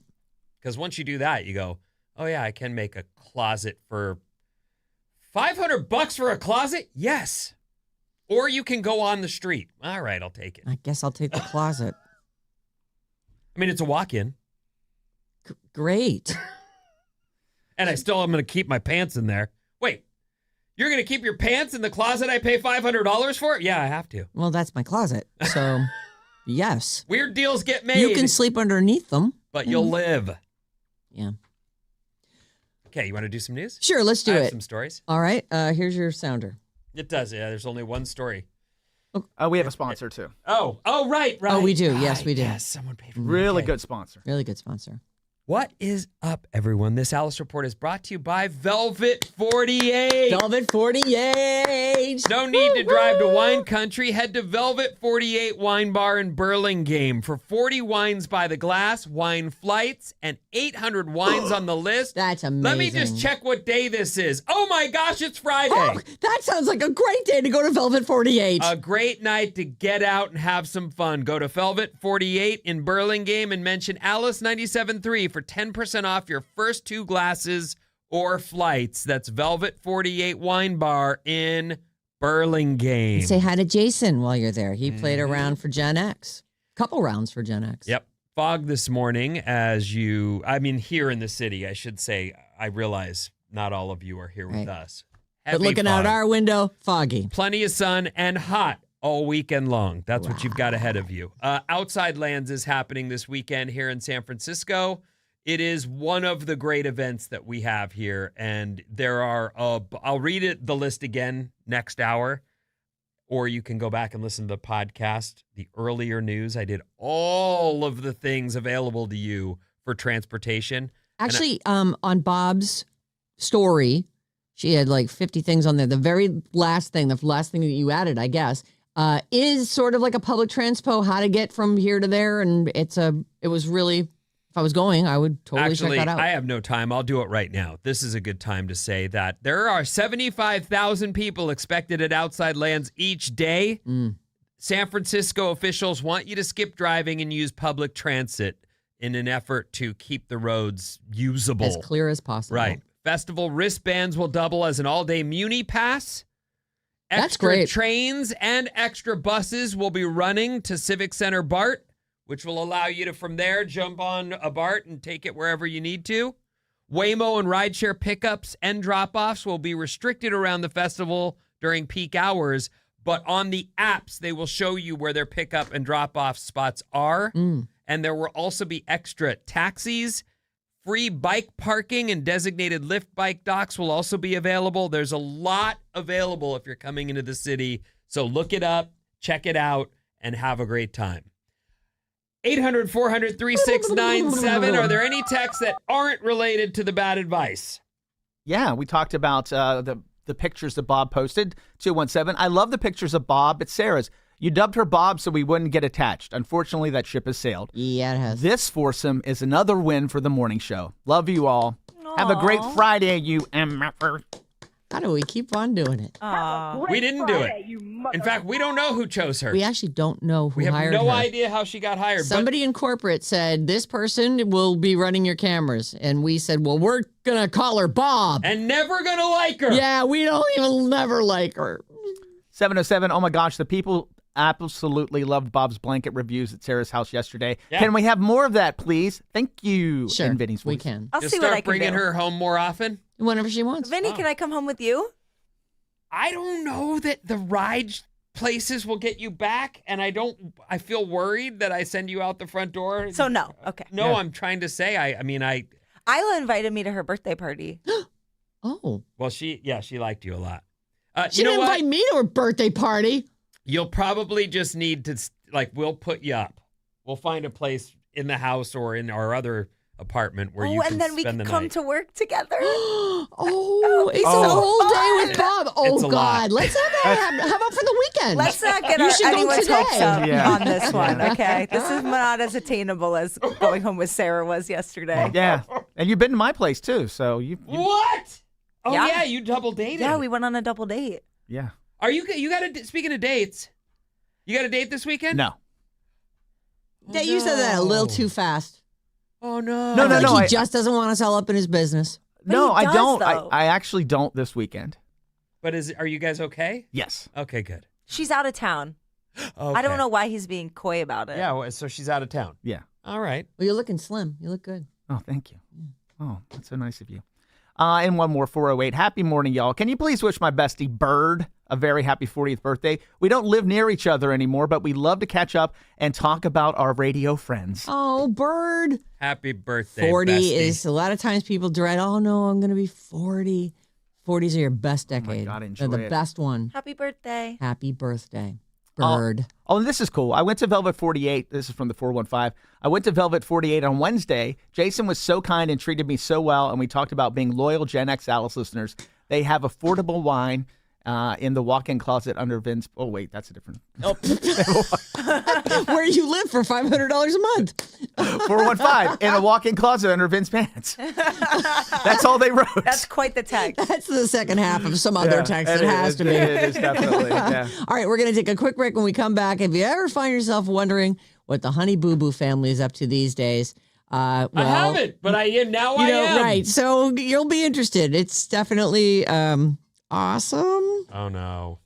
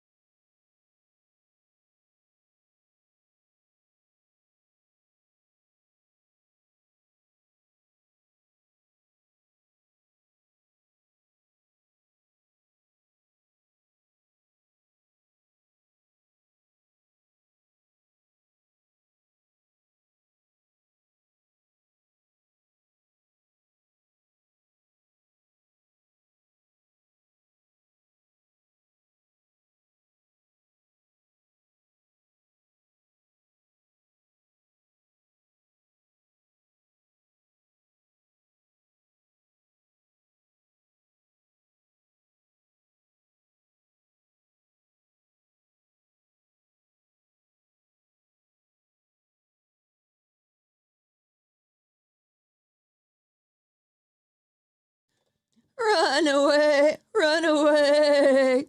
Alice, 97.3. Sarah Vinnie, Al Morse. Hello, it's Friday. It's Friday. Yeah, it is. Friday. Friday, when Outside Land starts. Friday, as we're giving away Olivia Rodrigo tickets. An hour from now, your first chance today to get sold out tickets for Olivia Rodrigo's Unraveled tour in Oakland. 905, 1205, and 505. We give out code words, and they're your chance to win a pair of sold out tickets for Olivia Rodrigo, December 11th at Oracle Arena, courtesy of Live Nation. Call or text us, 800-400-3697. And thank you again for the bad advices that you sent along this week. They're great. I only got to 3 of them. So, Super fun, though. Yeah, a lot of good ones came in, and so make sure you're here next week at 7 a.m. And in the meantime, you can send any problem you've got, no matter how big or small, to badadvice973@gmail.com. Honey Boo Boo. It's weird.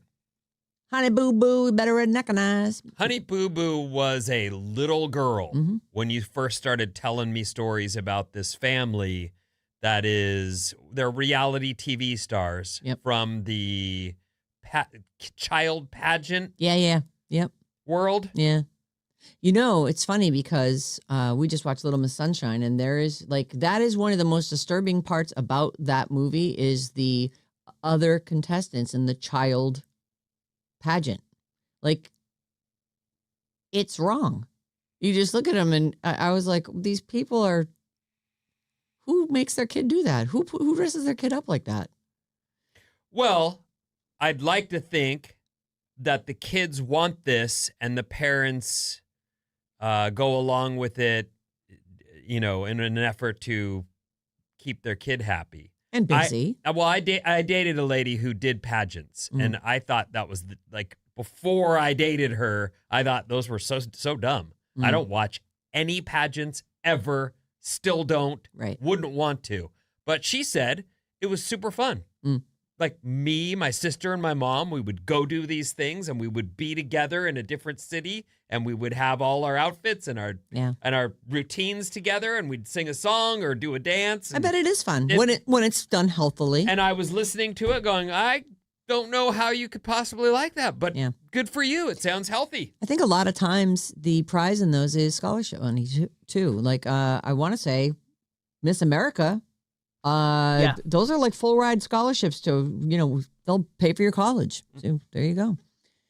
And I guess, you do develop things like public speaking skills and you have to develop some kind of you certainly talent. Conquer stage fright. That's for right. sure. So there's that. Well, Honey Boo Boo certainly conquered her stage fright. She was all right up in our faces for years. And the mom turned out to be the real star of the show. What a freaking loser. Mama June. Mama June is a terrible mother. Sorry. She's a terrible mother. Everything about what she's done. I mean, one of the guys molested one of her daughters and went to jail for it. And then when he got out of prison, she dumped the guy who'd been with her on the show all those years and started going back out with the guy who molested her daughter. But wasn't she on crack at the time? I think they were on crack together, Ben. So the family that cracks together is a terrible family. Great decisions. Yeah, she's not famous for her decision making. That's one way to put it. Well, here's what they're up to now. Okay, I hope things are a lot better. It's porn. What? Lauren. Just happened. Lauren is better known as Pumpkin. I don't know that one. She's one of the daughters. One of the older ones. Yeah. She is on OnlyFans. And, here's some great pictures of her. Nice tan lines, lady. Oh, she's very inked up, too. She is very. She is on OnlyFans, and she recently did her first hardcore content with her boyfriend. The boyfriend is pictured. There's her and the boyfriend. You get to see them doing stuff. However, you have to pay extra for that. If you want to see it, she's charging about $150 for it. And you've already got to be a member of her crew. You got to be a subscriber. Her regular subscription amount is $10 a month, and she is making money. So I'm like, oh my God, how much can she possibly be making? So let me ask you more because I'm curious about this business model. believe it or not. So is she doing stuff by herself for her regular audience and then the stuff with her partner you pay extra for? Or is her regular audience just getting conversations and like what is she doing don't normally? know how it all works. I'm just I am curious. looking at pictures of her that I assume is on her OnlyFans. I believe she does do nudity. But okay. most of the pictures that I'm seeing in this particular story, I'm sure they're not putting the nudes up, are, she is putting on outfits and has, big boobs and a big ass, and she's shaking that in front of the camera, like she's doing exactly what you think is happening. Okay. She's a healthy girl. So if you are into watching her bang her very healthy boyfriend as well, it will cost you extra. So she started this about 5 months ago, and she just released this hardcore OnlyFans content. But you can't get it just for paying your $10 a month. And she says here, she also told TMZ about her plans for some forthcoming content, including some girl-on-girl stuff that may turn into a threesome with the boyfriend. She says, let's see, she started her account in March, running a limited deal of a month of content for $23.39 with a 10% discount. In her first month, after only 2 weeks on the site, Pumpkin said she was in the top 0.5% of creators and almost in the six-figure range. So in 2 weeks, she'd made thousands of dollars. And she said, enjoy the spicy side that you didn't get to see on TLC or WeTV. That's on her bio. Is there a chance, and now, I don't even know how to word this. Did she have a lot of fans on the show when she was a young lady? Pumpkin was like one of the main, like featured people. Like Pumpkin was. But how old was she? Pumpkin was in her teens, I guess. Like 13, 14 maybe. When Honey Boo Boo was still So there's little. a creepiness to this as well. Like if you know of her, then saw you know her as a of her child. as a kid, and now you're looking at her as a grown-up, do her boyfriend. Okay. She said she wasn't worried about people having negative remarks about her new endeavor because it was helping her take care of her and her ex-husband, apparently, Josh. They have 4 kids together. And so she's, there she is, fanning out the money that she's made on the sites further down. Is that the ex-husband? No, that's the New boyfriend. Oh, okay. Yeah. His name is Darren Kitchens. Darren Kitchens. Mr. Kitchens, sir. So she says, people have an ass ton to say about me doing OnlyFans. At the end of the day, I do all this for my kids. Money I make is going straight to them. College funds, not telling them no, vacations, all that stuff. I'm a mama first. Okay. So she's, 5 months now. She's on the platform, and that's what she's up to. We just heard a story about college funds being very important. Yes. They can cause you to sell your family home and okay. And among many other tough decisions that might have to get made. Wow. Yeah. All right. Well, I'm not going to look at that. You? No, I'm not. Maddie? Come Okay. on, Maddie. You sure? You watched that show, though, it sounds like. I watched it from time to time. Okay. I mean, it was. When it was on, awful. it was one of those things where it was sort of this, like, I can't believe people are watching this, and I'm sitting here watching this. Mm-hmm. It was Did you watch it? definitely. I You did were a not little regularly kid. watch it, but I had friends who watched it. Okay. You would have been. I've seen a couple episodes, of course. I'm mesmerized by Honey Boo Boo. She's a star. Okay. She was discovered on that show, Toddlers and Tiaras, That's what, yeah. which is That's really the weird pageant. as well. Aren't those pageants? Yes, the little girl pageants. Yeah. Mm-hmm. Yeah. She didn't belong. Mm-mm. But she has something, Better redneck and The nice. family had something, Mama, I Je gotta ne have my sais quoi. go-go juice. I want my go-go juice. She was obnoxious. I'm actually, that's the thing. We want to see people that we can just be like, oh, God, look at those people. God, we're just, it's us. We suck. Humans. Yeah, reality TV is fascinating. Mm. I asked Sarah yesterday. She never watched Dance Moms either. Did you guys No. watch that? It's like the I rich never people saw it, version no. of this. No. So she's 26 now, Lauren is. And I got to say, she must have been pretty young because I want to say this show was like early 2000s. Yes.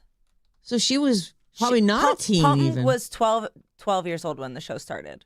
It was 2012 when that was when Honey Boo Boo appeared on TV. That was in 2012? Toddlers and Tiaras in Holy 2012. cow. I can't believe it. Yeah, and then her show premiered in August of 2012. Yeah, I was trying to do the math. I'm not great at it, but I did.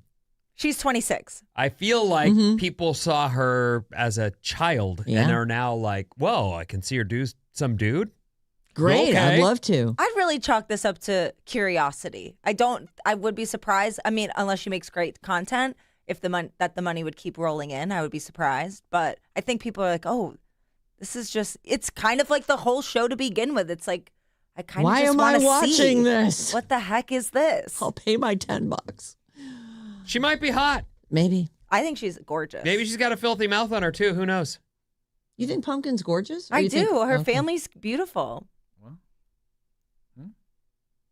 Are we talking about the same thing? I Are don't you know looking what at she the just same- said, but it's yeah, okay. I'm looking at pictures of their family. All right. Okay. Well, I guess I'm just a mean girl at heart. Well, no, you like what you like. I mean, I'm not joining that OnlyFans page. I'm not. You're I should point out, You're a good person. I'm not a member of any OnlyFans page, but that won't break. Yeah, that's not going to make you go over there. What Well, all would right, you? finally, What? I'll give it a try. What would make you click? I've told you guys, there are times when I've been looking for inspiration online. It's 1 o'clock. And it's a picture of a beautiful lady and she's naked or close to, and you click on it hoping to see more, and it says, join me on OnlyFans, and I realize, oh. This is an ad for my OnlyFans Right. account. And then in that moment, at my weakest state, I still don't go there. But if I were going to, it would be because I have to get to the end of the tease. I wonder if you join OnlyFans and are paying to subscribe to a person's stream or not, if that shows up on your credit card bill as onlyfans.com or whatever. Oh, that's easily Googleable. Let me find out. Yeah, how do they phrase it? Or is it just like nothing.com? School. School. Right. I mean, I suppose you could use your PayPal account or something, right? If people would do that to hide it, but The parent company is Phoenix International. Phoenix International. But I think that actually sounds familiar to me. It says it is usually formatted as onlyfans.com. Oh. Not doing anyone any favors with familiar that. as in Phoenix. I think I've seen that on my bills. Maybe. I wonder Whoa. if John subscribes to anybody. Or your boys. I wouldn't be on my credit card. I'm going to ask him, who do you subscribe to? As though I know. On OnlyFans. Johnny Mosley, what?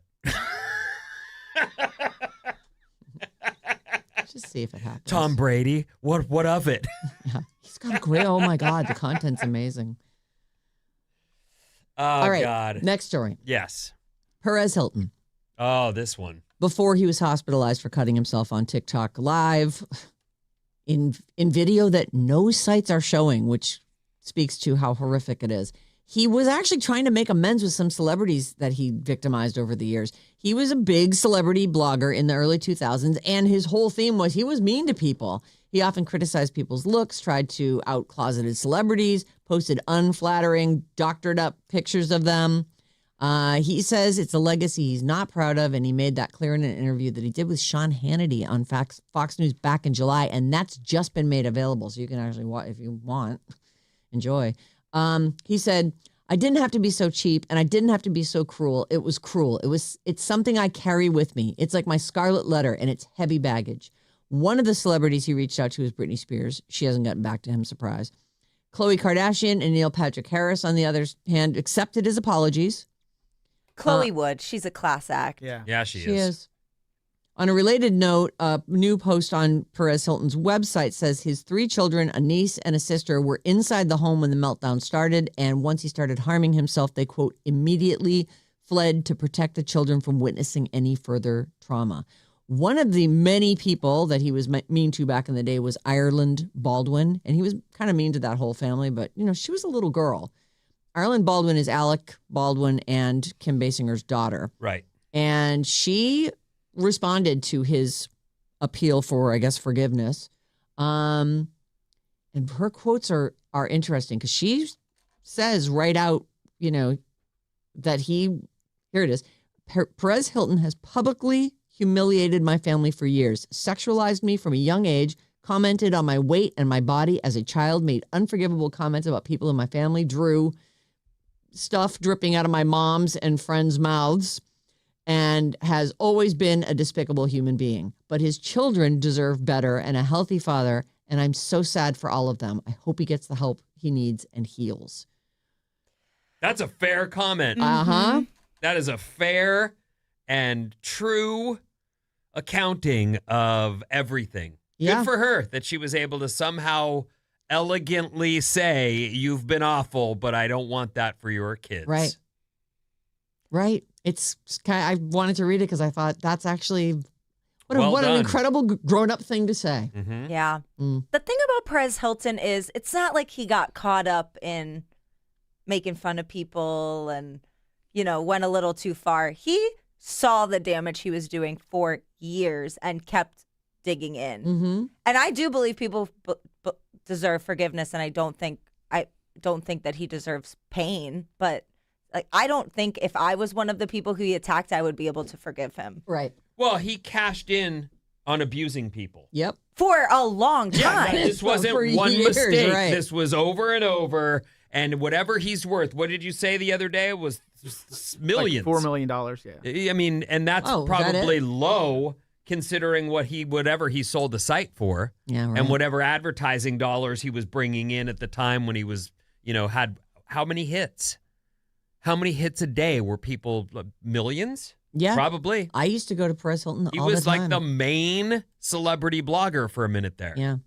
Well, and that, we all were there for it. I was there for it. And I would think, oh, that's mean. And I'd keep going to his site. It's not like I boycotted him. I'm part of the problem, man. Well, to defend you, I would say, well, you do celebrity trash. That's what that site was built on. Yep. Some of the stories we did came from that site. That is true. He would get nuggets. Maybe people would give him nuggets just so he wouldn't attack them. Like, all right, listen, don't post that thing with the picture of, D drawn on my forehead. Here's a story. I saw so-and-so at Who the knows? Ivy. Who knows what you're trading in, right? Right. Anyway, that's just a little update. And I thought that what she had to say was really measured and a good response to the whole thing without no blanket forgiveness there. You did this to me and to my family, but I hope that, for your kids' sake, you can get your together. QVC is still a thing, apparently. There's a chick named Toni Bratton who's on there selling stuff. And she's going viral for her. Did you hear about this? I did. Yeah. And I love it. It's she was modeling the back of her Salon Select wig. And she was trying to say that the wig makes you look like you got, one of those Brazilian blowouts. She goes, oh, it makes it look like you got a blowout. But instead she said another phrase that contains the word blow. Mm-hmm. There's a different ending. There is, yeah. On the word it's just that a very she's- one little short Came word, right out of her it's, mouth. it's not right. It came right out, and she went, and then she shook her head and crouched down to the ground. Oh! Like dropped out. I of the didn't. chair. She Yes. pulled She went- Coldplay. What's Yes. the guy, the CEO Yes, of yes. Astronaut, Dipped down where she couldn't be seen. and crawled out of there? Didn't crawl out, but she's not in any trouble or anything. I don't even know if that goes on broadcast TV anymore. Isn't it just like a it's website cable. thing? No, it's oh, cable. is it cable? Yeah, All right. yeah. If you want on line one, there's a crazy OnlyFans story. Oh, all right. We were talking about it earlier. By the way, I got a text from somebody that said they're an accountant, and it absolutely shows up as OnlyFans. Oh, okay. Oh, So they see it on. Thanks their for confirming. Oh yeah, I know. how do I pick this up? Oh, like that. Hello, who's this? Hi, Sarah. This is Jorge. Hi, Jorge. Okay, so you have a good OnlyFans story. Are you a subscriber, may I ask? Not anymore. Oh. Oh. Did you get in a little trouble with that? No, I wouldn't say in trouble for it, but one random night I was basically robbed. Where I don't know exactly who made these purchases, but apparently somebody hacked my account, started talking to a random OnlyFans model, and was sending them hundreds and hundreds of dollars. This was all in one night. And I think the amount was something crazy like $800 or $900 that just went boom. Wait.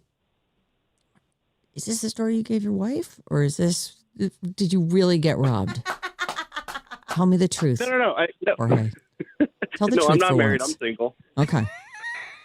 So did you have an account, or you just all of a sudden you're looking at your statement and you're getting like dinged for all these hundreds of dollar tips or whatever? No, so I had an account. I had an account for a few months, and I wasn't really going on it, just kind of sort of out of curiosity, I guess.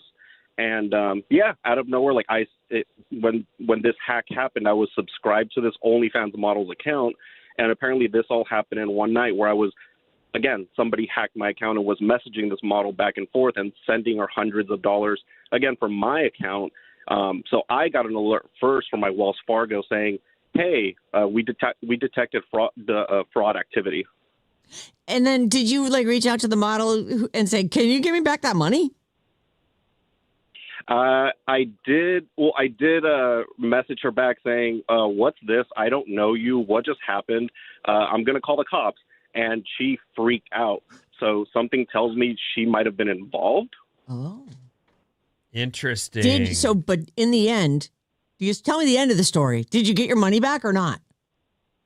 In the end, so yes, it was posted, but I did contact Wells Fargo, and Wells Fargo was like, "No, none of these went through. You're okay, but we did freeze the debit card that this was connected to this account, so you're good." Oh, damn! That must have been a scary night, though. It was, because I mean, anytime you see your account in negative, I mean, obviously that's like, whoa, what happened here? Oh my God, all my money's gone. Yeah. Yikes. So then you just listen. Let this be a lesson to everyone who's on OnlyFans. You're going to get hacked. Get off of there. That's ridiculous. Don't do that. Right? PSA. Agreed. Okay. All right. Hey, thank you for calling us, Jorge. Yes. Thank you. Thank you guys. Have a good great morning. weekend. See you later. Likewise. Bye. Oh my God, fun. Phone calls. Weird. It's fun because he texts in all the time. So Jorge texts in? so it was neat to say hi that's to funny. him. There are so many scams around what is seemingly a legitimate business that it's highly possible she was involved in that. Well, the fact that she freaked out. Yeah. Yeah. Like I remember this was in North Beach. I was with a buddy. We were just going to roll around North Beach and go to we walk into a strip club. And within 2 seconds, we were separated to separate ends of the club. And we weren't there to like close the joint. We were rolling around North Beach and just went in. But two chicks each one They took separate each one of you. And then I'm sitting there and she's sitting with me. Let me get you a seat. Let me sit you down. Listen, I can't stay with you if you don't buy me a drink. And what I'd like, you know this? Yeah, I've been. Oh, okay. I've Well, been through I this. hadn't. I was like, wait a I've minute. been through this. Have you? I didn't ask you to sit with me. You just sat down. And I look over and my buddy's going, "Yeah, this is great." It's like, yeah, we're going to get table service. We're going to get a bottle service. I'm not paying for that. I didn't come here for that at all. And she was like, "Well, then I can't stand." I said, "Okay, bye." Yeah. And my buddy was like all in. And I'm sitting there going, "Oh my God." Did you go over and get him? Yes, I did. And we Yeah. left. But it was one of those things. We are 1 second in the door. Did you have to pay a cover to get in? We did. Oh, boy. So there's a cover, which is supposed to be what gets you in the door, right? That gets you in the door, but that's it. But you're familiar with the champagne trick. Yeah, oh yeah. You got to buy me a bottle of champagne. I'm like, I'm not doing that. Why would I do A bottle? And what do they charge? And I've heard when they get a drink, there's no drink in their drink. Because otherwise they'd be drunk. Three customers later. I don't know. We left, but that was my experience. God. Was this like the scam around the nudity? And I'm sure there's lots of people who'd already had too many drinks. little excited, fall right in for it. Next morning, $2,000. Right. If you're lucky. If you're lucky, it's only $2,000. Right, What do you Maddie? mean, yeah? Yeah, it can get very, very pricey. What's What the did most you spend? expensive night in a strip club you've ever had? Personally, tell the truth. I think I dropped $1,000 once Oh. when I was in New York, possibly. Well, I guess that's not the end of the world. No. I think he's undershooting it. So let's go with Yeah. like $3,000. Oh no, and that Yeah, was in let's go $3,000. Vegas. It was in Vegas with my brothers. That's where it happened. $1,000. Yeah. Real quick, one more OnlyFans Okay. text. After my dad passed at the age of 91, while going through his bills, I discovered that he had an OnlyFans membership. Cringe. S and RWC. Nah, Redwood City. he's human. Listening on Odyssey. You know? And it does sound like you get a little interaction on there. And all the texters If you think want that. Jorge is lying that he got drunk and overpaid and then regretted it the next day. No. I believe Jorge. I trust I believe Jorge. Jorge. He He called called us. He in. got burned. He's getting alerts from Wells Fargo. That had to be scary. But I bet a That'd be lot scary. of people have spent money on those things and the next day were like, Well, that, you know what? I fraud. don't get into it, but that's one of the points is there's a lot of fraud involved with this. And you might think in the moment it makes a lot of sense and only later find out I did not mean to spend that much money. Right. How did I do that? Can I reverse these charges somehow? Especially now that you're not in that state. Okay. We're completely out of time. What do you got? I have the peak happiness for human beings and more after these.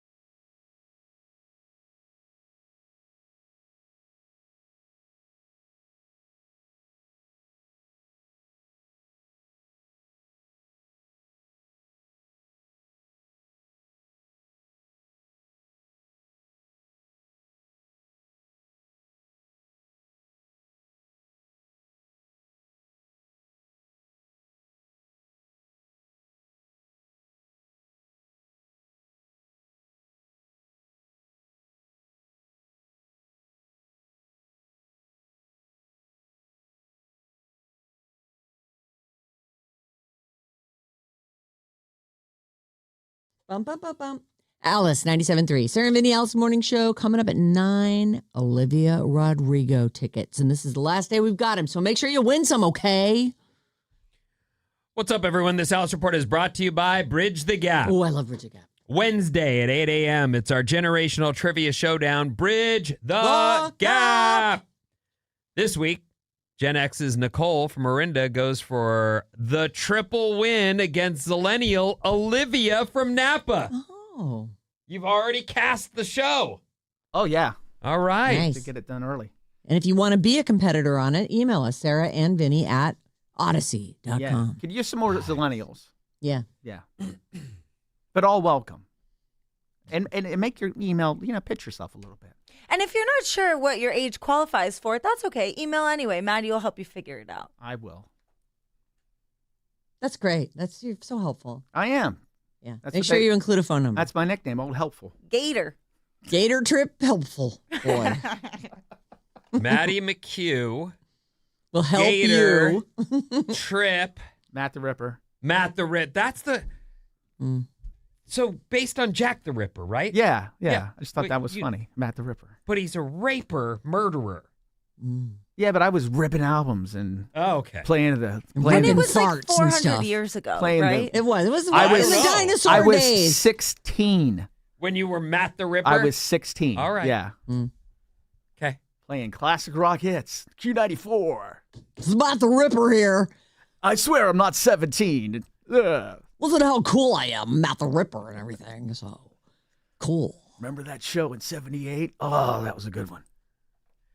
Today's National Water Balloon Day. Oh. I meant to mention that earlier. That's a and good time, summertime activity. It is. It is also the thing that parents find them. They hand the water balloons to the kids thinking this will keep them happy for a while.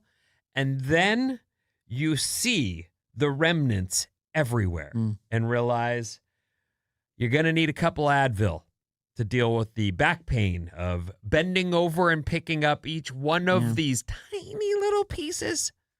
Yeah. You wouldn't want a turtle to eat it. Good times. Choke on it. But that's, you know what? You'll do anything for the 15 minutes of silence. You have to go there. Forget the 15 minutes of silence. The first time I ever handed my kid a water balloon, he walked 4 feet away from me and hucked it at me. I'm like, what just happened? What do you think he's going to do with it? Throw it at his brother, not his mother. Well, Oh, I'm sure you asked for it. I was being a good mom. I'm going to make this story really fast because it's tragic and it's just a PSA if I could. Okay. Resident arrested after the gas grill he had burning on his deck is blamed for the massive Foster City condo fire. Oh, So the guy lit the whole place on fire. lit the whole place Oh, up. God. It was a 6-alarm fire over the last weekend, gutted a 51-unit building and displaced more than 100 people.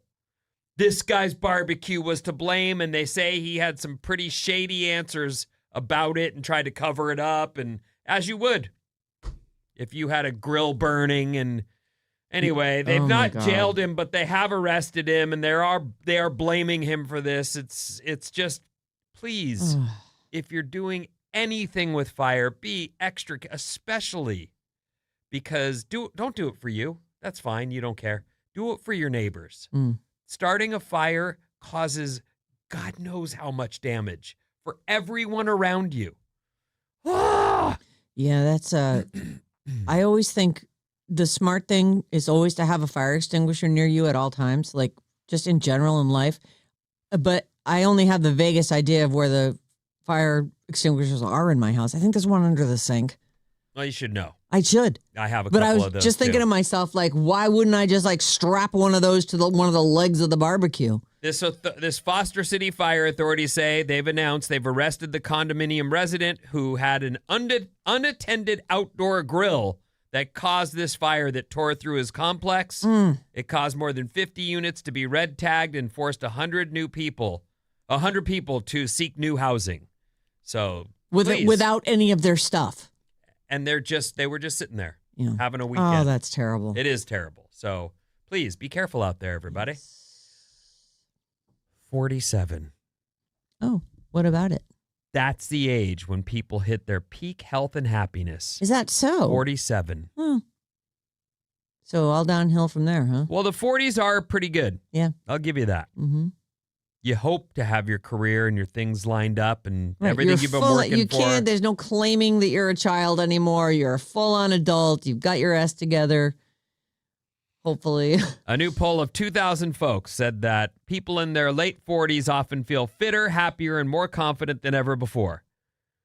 That's They funny. finally I loved my 40s. Yeah, I love my 40s too. They finally understand their bodies better and they're more likely to buy healthier foods and cut back on partying. Oh, I didn't do that. You might even make good choices in terms of quitting smoking or whatever thing that you do that you'd been doing blindly, I gotta happily. stop this. Yeah, I gotta Right. quit. I Gotta gotta. quit this. I like being alive and breathing smoke daily. Yeah. And I It's am not the getting best way- older. Right. Right. So if you're not 47, yay, look at that. You've got you've got something to look forward to. 47. Your peak years. You know. Yeah, that's a great story. If you're 47 listening right now, you are happening. It's all downhill after that. I don't know about that, Well, but I mean, mostly though. I'll tell you, I was springy, bouncy, and all kind of other stuff in my 40s. You're still pretty springy. I now, know, so but you- I look at things I used to do where I would just take a fall and laugh and giggle and roll out of it. Now I'm like, I'm not doing that. Right. That's not nearly funny enough for that to happen. But I think of all the things all we had to do to get Vinny to. He'd be like, I don't want to be on camera. I don't want to up the cameras on.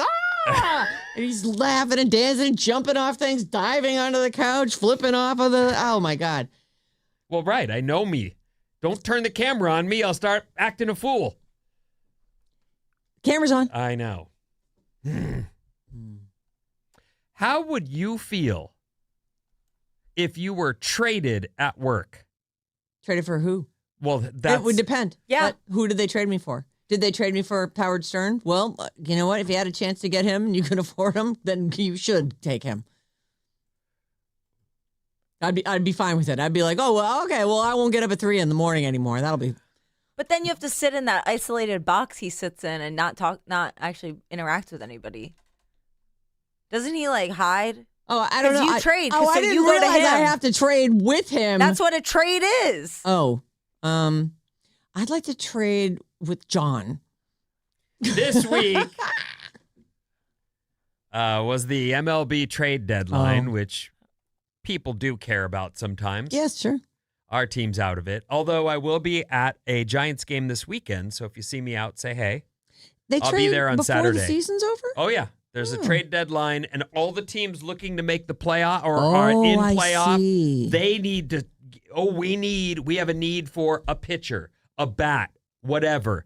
And the teams that are like, we're out of it, they go, we can't afford this guy. We're not even going to the playoffs. Let's get some money trade him. and some players back. So there's a lot of wheeling and dealing right before the playoff run I didn't realize begins. And sometimes they just get, they get traded. They don't know that it's happening, and then they take their uniform off, and that's that. It's funny. There have been trades where the player went, I don't work here anymore, and he's on the you field. were great. You're great. On but the field. Goodbye. Yeah, right? Yeah. On Oh the my field. God. I Yeah. don't play here anymore? Wait, I have to cross to the other dugout? I'm on that team now? It's like that. Oh boy. And that's the deal. You've got your contract is still they're Valid. gonna pay you yeah, what they they're- pay you, That's been agreed on. but it's now going to have a different team's name on it as the checks roll in. different laundry. Does it have to be like that? So harsh and cold? That's the point of what about you in your real life? Oh. What if a new poll asked people, 23% of people say they would have a positive reaction to being traded. Really? I don't think they have any idea what they're talking about, though. So you have to move. you're saying in this scenario, whatever you make for money, you keep that, Mhm.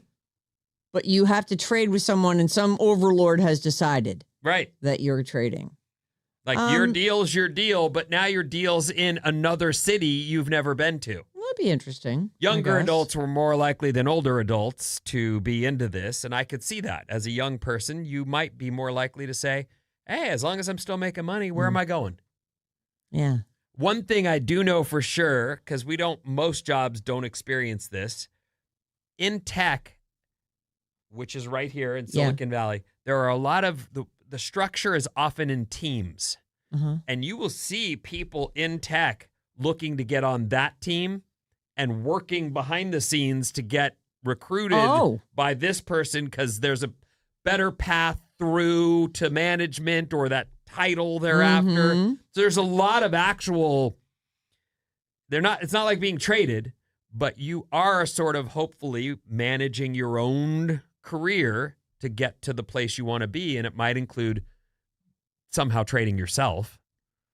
It's not the same. You're sort of right. But you're looking for that. You're sort looking of at other campaigning team for structures it. Right. and going, I'd be better off over there and I would have a clearer path to the spot, I get that there's AI has taken away a lot of some of the coding jobs and that kind of thing, but it did feel like there was a lot of trading just in people's lives in the tech business anyway. Like I'm an engineer over here and I can make X amount more at this place, and you're basically doing the same job, but you're moving to get more money. There's certainly poaching too, which is it's frowned upon, and yet if you're looking for the best talent in the country and can pay for that, you might be like, hey, Apple.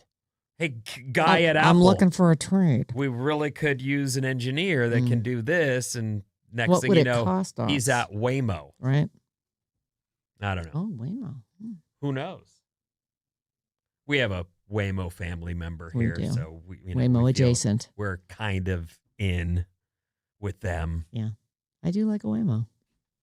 Totally biased. Right. You like your eggs? I love eggs. I love eggs too.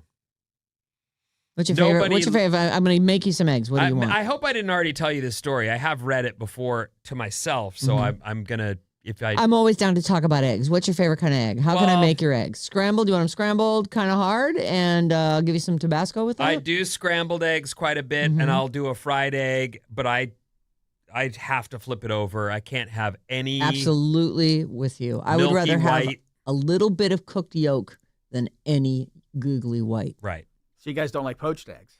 I do like poached eggs, but I say poach them hard. Ugh. Here are the most popular egg cooking methods, and they're ranked from healthiest to least healthy, and poached eggs are number one. Well, you just put them in water, so there's no butter on that. And actually, I love the way poached eggs, I love the way the yolk is. I really like a poached egg. But yeah, they need to be runny, though. Hard-boiled eggs come in at number 2 on the list of the healthiest eggs. I love hard-boiled eggs. I love soft-boiled eggs.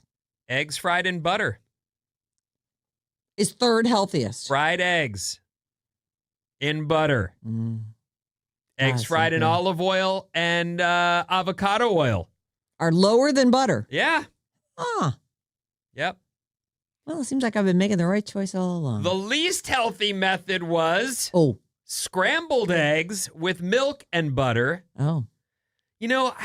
My mom always made scrambled eggs with milk, and I ate them. And I trust Sandy. She's the best cook I know. Right. By far. Yes. And then I was reading online, like chefs are saying, don't put milk in your eggs. That's not going to cook the same way. And so I was like, my mom always put it in too, and I never did. And then I just started reading again that milk is back in your eggs. So I don't know what to think. I don't know if people do that or they don't, and if it's good for you or it's not, or it's about how it cooks. They say that's not going to help because I don't know. It's just more liquid. I would argue that my mom makes the least healthy eggs, and here's why. She first cooks bacon in the frying pan, and she takes out all the bacon, and then she drops the fried eggs into that and bastes them. Yeah, baby. Basted eggs. Fried egg. So she cracks an egg onto the pan with all the full of bacon remnants grease. And grease in there. And then she takes a spoon and pours it over. You tip it, and it cooks the top. And it cooks the top. So you don't flip it at all. No. And you love that? Oh my God, yeah. Delicious. I grew up on that. It's funny because I grew up with that too, and I really can't do that in my own life because I feel like, what am I trying to give myself a heart attack here? It's bad enough I'm having the bacon. I like to think I cook all the fat and everything out of the bacon. The weird thing in my own life, the weirdest thing about eggs is there was a moment where apparently the egg lobby lost to someone. I don't to know the who. cholesterol lobby. And there were ads everywhere. Don't eat as many eggs. The cholesterol, it's going to kill you. Your eggs and your. It turns out that was just bad PR. Mm-hmm. And all of a sudden it went away and now eggs are back. Yeah. The health trends crack me up. Like there was the fat-free era. I was just watching an episode of Seinfeld where it was about the fat-free yogurt. Oh God. And then it was I put on 8 was no pounds. carbs, and now it's no sugar. It's like, How about funny. eat a variety of foods, everything in moderation. Try not to eat a whole bag of chips in one setting. Sarah. Oh, you're talking to yourself now. I am. Okay. What's coming up in the trash, Sarah? Olivia Rodrigo tickets. Vinny.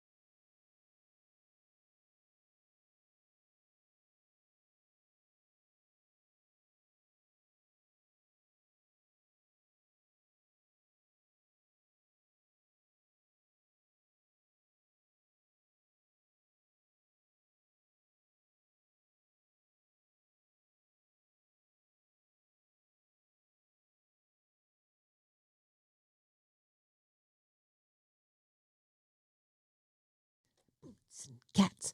Alice, 97.3. Sarah Vinnie, Alice's morning show. Oh, my goodness. Look at us. We've got a couple seconds here. Let me tell you about these incredible tickets that we have had all week and will continue to have throughout today. There are 3 chances. Your first one's coming up at 9:05. That's a little ways from now. It's a bit from now. You want me to tell you a quick story? I would love that. Okay, I have a story for you. We were just talking about eggs, right? Yes. Eggs. They're delicious. Everyone so loves good. them. Love them. I finished the story, and I look at my phone, and my buddy Jason Sisko has texted me. And he says, "You also always used to scoop the baby out with a fork before you cook your eggs." That is true. LOL. Yeah, that is and your I thing. was like, that is a thing. You know that little loogie part next to the yolk? Mm-hmm. I used to always take a fork and pull that out and be like, I am not eating that, whatever that is. And then I got it in my head that that's the baby. Mm. It's disgusting, I understand, but it's true. I did used to fork out that little loogie-looking thing and call it. But now you don't bother. I don't bother anymore, no. What is it? What is it? It's just like is a little the bit question. of googly. So you don't know. If the egg is fertilized, you ever accidentally buy fertilized eggs? No. Really? Oh, At don't a end American everything for grocery me. store? Yeah, they're right there. You can accidentally pick that up Wait, why are they selling those? because people want fertilized eggs. Apparently, Is that like a kink or something? I think. Look at me. Yeah, I see you. I keep at the Safeway. What? I have accidentally grabbed the fertilized eggs. They're right there with all the other eggs. At the Safeway? Yes. Yeah, and they have like all the stores. a little red dot where like, They have a that's where vein. the- It's that little thing that you call the baby they're fertilized, and if it had been incubated and hatched, it would have been a baby because it was a fertilized egg.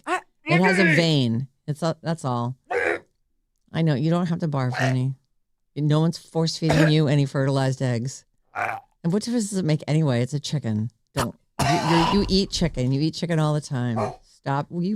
Don't stick your fingers down your throat. Hey, it's 9:05. Oh, perfect. We did it! Yay. Tickets for sold out Olivia Rodrigo. This time around, the code word is CURE. Send it to radioalice.com for your chance to win a pair of sold out tickets for Olivia Rodrigo on December 11th at Oracle Arena. This hour's code word is CURE, CURE, radioalice.com. Today at 12:05, Mason has another code word for you, and it's staying with the last one at 5:05. A few more chances to win. This hour's code word is CURE, courtesy of Live Nation. That cured us. Call or text us any old time. Phone calls, they're a thing. Mm-hmm. Like them. 800-400-3697. That's like 2 days in a row we got a phone call out of nowhere.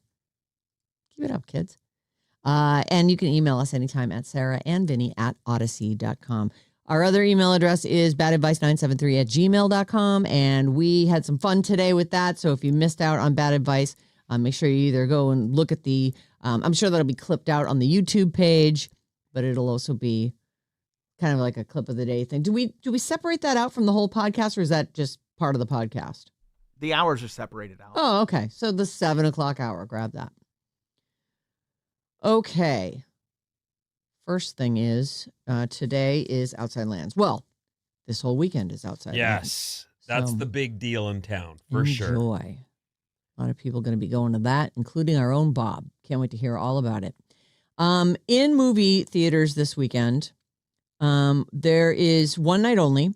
And I mention this because it's a weird rom-com. I did watch the trailer for it because it has a couple people in it that are of note for us. First of all, Monica Barbaro. She is a local. She was in a movie with Vinny when it used to be called America's Still the Place. I think now it's called I'm Charlie Walker. My scene was with Charlie Walker, so I didn't get to see her. I wish I had. She was great in it. She plays the girl who sneaks a camera in and gets the dirt on the bad guy. I haven't even seen it. So, and that was years ago. And then I saw her. I'm like, God, that girl looks familiar. I want to say the first time I saw her was in Top Gun 2, Maverick, Yeah, whatever she's it was. in Top Gun. She's in there. She's one of the pilots. She's great. Then she went and did a couple seasons. Doesn't she play Arnold Schwarzenegger's daughter in Fubar? Like, she did a series. And so she pops up here and there. And in this particular movie, she pops up with Callum Turner, who just married Dua Lipa and is the star of season 1 of a great show called Capture, The Capture. So it's the two of them.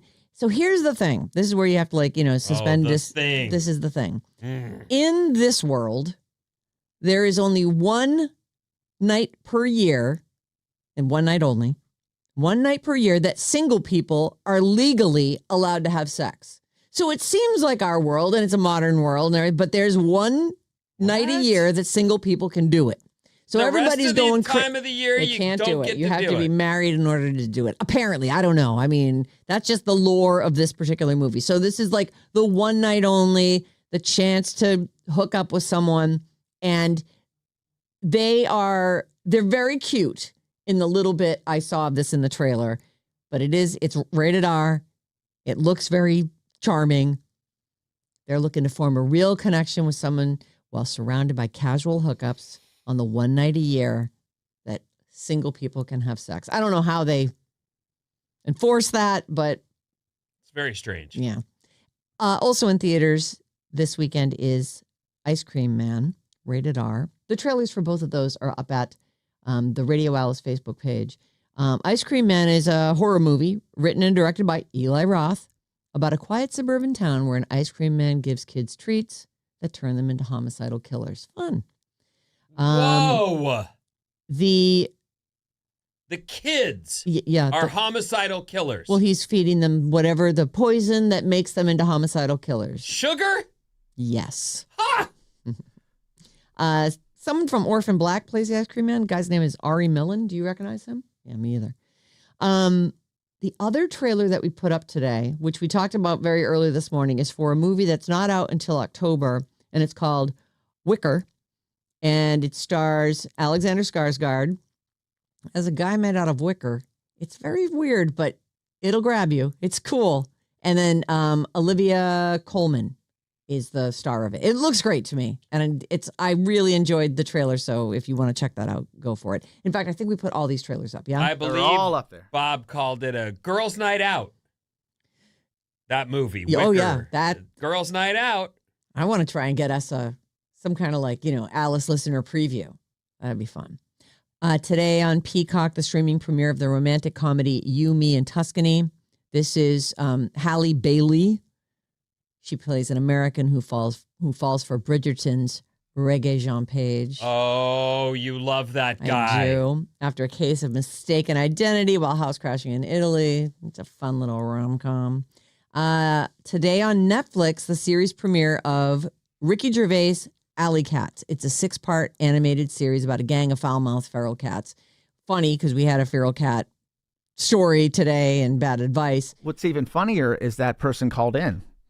I know, Aubrey. and said, they're right there. Oh. They're online too if you What? want to talk to her. Hold The on. cat story. Yeah. So funny that you brought that up. Why are you calling? It's so many hours after we did your AI. Don't say it that way. Oh, really? Good morning. Hey, Welcome not to the Aubrey. show. Nice to hear from you. Hi, good morning, guys. How's it going? It's going. I'm in line to drop my daughter off at school, and I just thought I'd call in and say hi, and thanks for the awesome bad advice. So do you actually have a feral cat problem then? It wasn't just an AI thing. Yeah, I do. I just moved from that area, so that kind of took care of the problem, but I thought it would still be funny to send in for you guys. Oh. So we didn't solve the problem because you solved it by She leaving. solved it by leaving. That's actually a solid solve. Moving is always an It's a option good- if right. you can, You right? can afford If it. you can do it. All right. Yeah. Good job. Nicely Yeah. done. All wrapped up in a bow. Success. Perfect. All right, not Aubrey. Have an awesome day. You two guys have a good weekend. Thank Bye. you. Thanks for calling. Bye. Oh my God, that's so Oh. funny. Huh. That was weird. I did just say feral cats. Yep. Weird. It was meant to be. Anyway, Ricky Gervais, if you like him, and I do, I do too. he's got this 6-part animated. I bet it's really funny. He did a thing called Living On or Afterlife. Afterlife. That's what it was. Yeah. They did a couple seasons of that. That show is absolutely great. He's funny. He's Ricky Gervais the whole time, but the story is amazing. Yeah. I haven't seen anything he's done other than the hosting and the podcast. Yes. But he is that kind of comedy that's almost been phased out. He is sharp, as in sharp teeth. Ouch, that hurt. Mm-hmm. Still funny, though. Yes. He's that guy. Mm-hmm. Cutting. I love And a lot of people him. will be like, he's mean. Yes. Yes, he is. Also hysterical. Mm-hmm. The kind of humor where you go, I feel bad for laughing, but can't stop. Yes. He had a show called Derek as well, which was really heartwarming, like super heartwarming show. And I that was think I watched. oh, I really? watched some other show with his. Is that like about his brother or something? No, it's about somebody that's mentally challenged named Okay. Derek. But it's good. The one thing that he did that you can't find anymore is they used to animate his podcast, and they called it The Ricky Gervais Show, and it was on HBO. Oh. And it was so funny, but like can't find it anywhere now. So he would like tell a story, and they would do like an They would animation of the whole thing. take them talking on the podcast, and they would get animated. Oh, fun. Yeah, it was awesome Yeah, with He's Carl Pilkington. He's that guy. He's like smart enough that he can go places in real time and defend himself after he's done something funny without being like, oh God. Yeah. No, I'm not. He has said some. He has some stuff. Said stuff that has made people really mad over the Yes. years. No, I'm saying, but he's also very smart and very sharp. Yes. But it's all good. I love him. Me too. Anyway, his new show, some animated feral cat show. No thanks. This Sunday, the House of the Dragon's third season finale happens. Did we read that they're going to do 5 seasons and that's going to be that, or is this the end of it? They can't end it. I don't see how they could wrap things up right now. Okay. And on Amazon, the series premiere on Sunday, the series premiere of, listen to this, The Chosen in the Wild with Bear Grylls. I did not see the historical drama The Chosen. Has anyone here seen the historical drama The Chosen? I never heard of it. Apparently some movie, the cast is going to go with Bear Grylls across canyons, deserts, and forests to take on challenges. I figure, okay, there must be someone I don't know that. who's seen but The Chosen. Bear Grylls is really, he's like a wilderness superhero. Turns out he goes home. Well, he does go to hotels or whatever else, but like, they're doing a TV show, everyone. Okay, next story. This is for you. When you say you mean me. You, Vinny. You. This is also for you. Yes, You. May. May. Yes. Where's that audio? Come on. Sorry, it's gone forever. So it's for me too, you're saying? It is for you as well, Okay. because this is about a documentary about Neil Peart. But check out what they're doing. Geddy Lee, no, you're going to love it. Geddy Lee, Alex Lifeson, and famous guest drummers honor Neil Peart in this new documentary. It's a series, apparently, that debuts in September. Chad Smith is on it. Stuart Copeland, who I think is one of the great. I love. Awesome. He's the Police's drummer. You never hear him talk about, like, people go, oh, this drummer, that drummer. This guy is like the best drummer of all time. Well, other than Neil Peart, obviously. Chad Smith of the Chili Peppers, Stuart Copeland, Danny Carey. I don't know who that is, but I'm sure. I think he must Danny be- Carey is from Tool. Oh, is he really? I think so. Let me look him up, but I think that's who that is. So the deal with this is they come on, they talk Yeah, about Tool. how he's influenced them, and then they play a song together. So you're going to get to watch these people try to fill the shoes of Neil Peart, who's like the greatest drummer of all time. One of the things that came out Yes. after Neil Peart passed away, actually, it came out more recently than that. But of course, he passed away, the great drummer in the band Rush, and so many people looked up to him through their lives. Guys, I'm sure there's a million guys who went, the first drum beat I wanted to do was Tom Sawyer or whatever. And that's why I started. Geddy Lee came out and said, there were unfortunately some really good drummers that their timing wasn't great as they reached out to take Neil Peart's place, and we really couldn't ever talk to them about it or again because it felt gross. And it's just one of those things where you go, oh man, I'm sure they were like, had the best intentions. Like, I love Rush. I know every Rush song. Right. I'd love to join your band. But they went, he's still warm, Yeah. if you wouldn't mind. We just would like to mourn for a while, if you Yeah. don't mind. So- We're not ready yet. But it's good to see that this is happening. I love it. You are going to go to one of the dates, aren't you? I am. I'm going to be there. We also heard, I think they're doing a Sphere thing.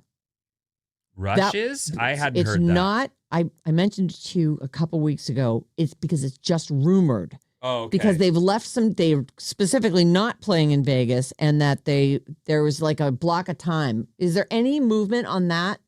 Or am I Just rumors right now. okay? But how great would that be? I don't know. Oh my I mean, I God. love Rush, so if I'll go sit anywhere and listen to Rush. So they're touring. They have a new drummer. It's a chick, and her name is somewhere in this. She's a German lady. Annika Nils, Yeah. and they're currently on the road with her, and apparently she's amazing.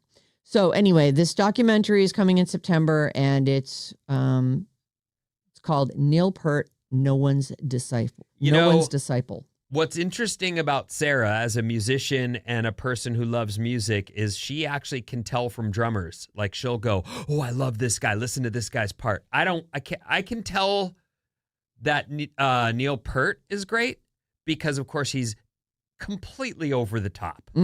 Like there's no, Stuart Copeland is a guy who's quietly great. He is. I can't tell from him and he's then the next guy. He's unbelievable. You'd have to say, sit down, listen to this. Yeah. And then I would go, oh, that is pretty good. You can listen to any Police song, but the early Police stuff, like, I mean, even the obvious ones like Roxanne, like he's crazy how creative he is, and just his little tickle fills, like they're just amazing. It's neat that you notice that. I love music and I don't notice that. I always wished I could be a drummer. I love drumming so much, but it's so exhausting. Okay, I am out of time. Well, and that all was super counting, fun. Everyone is counting on you to not I know, and I lose. screw up all the time. The whole band is like listening to the drummer. I know. You know what's funny is I'm pretty good friends with this drummer. Who's great. And he loves to just like be sitting on the couch and looking at me going, oh. You're terrible. Is that what you're saying? Not terrible, but you're hilarious. You're trying. You're trying. Nowhere Look near. at you trying. But sometimes I'll like hit something good and he'll be like, oh. He's like, always staring at He'll him. give you a moment. Like he'll Yeah. say, all right, that wasn't bad. Yeah. Yeah, I couldn't ever. I just don't care. I just go, well, someone's got to play drums. One of my right? He's favorite tired. drummer stories, though, is when my band was performing. Oh, back that's a in good the story. day. Yeah. Drummer Drew was the drummer of my band. We will keep the name off the air. But I was It's like totem pole, but Yeah. it rhymes with a I man was part. so bad at pacing and not staring into the audience and losing, waving, I'm and not really listening to the band. that he would have to make a loud announcement. This is where you start, Vin. So he'd do like a fill and be all, bah, and then I'd know, okay, I'm on. When I hear that, I'm on. And guess what? He didn't hear it. I still would miss it. The guy but would, and then he'd be like, Vinny, I played the thing. Here it comes again. 15 seconds later, Vinny's already engaged with someone else in the crowd. And it's fun, but it's also, you gotta really be, you Paying gotta know your attention. songs. Yes, absolutely. Yeah. All right, there you go. What do you got coming up? Fast food, burgers, and more after these.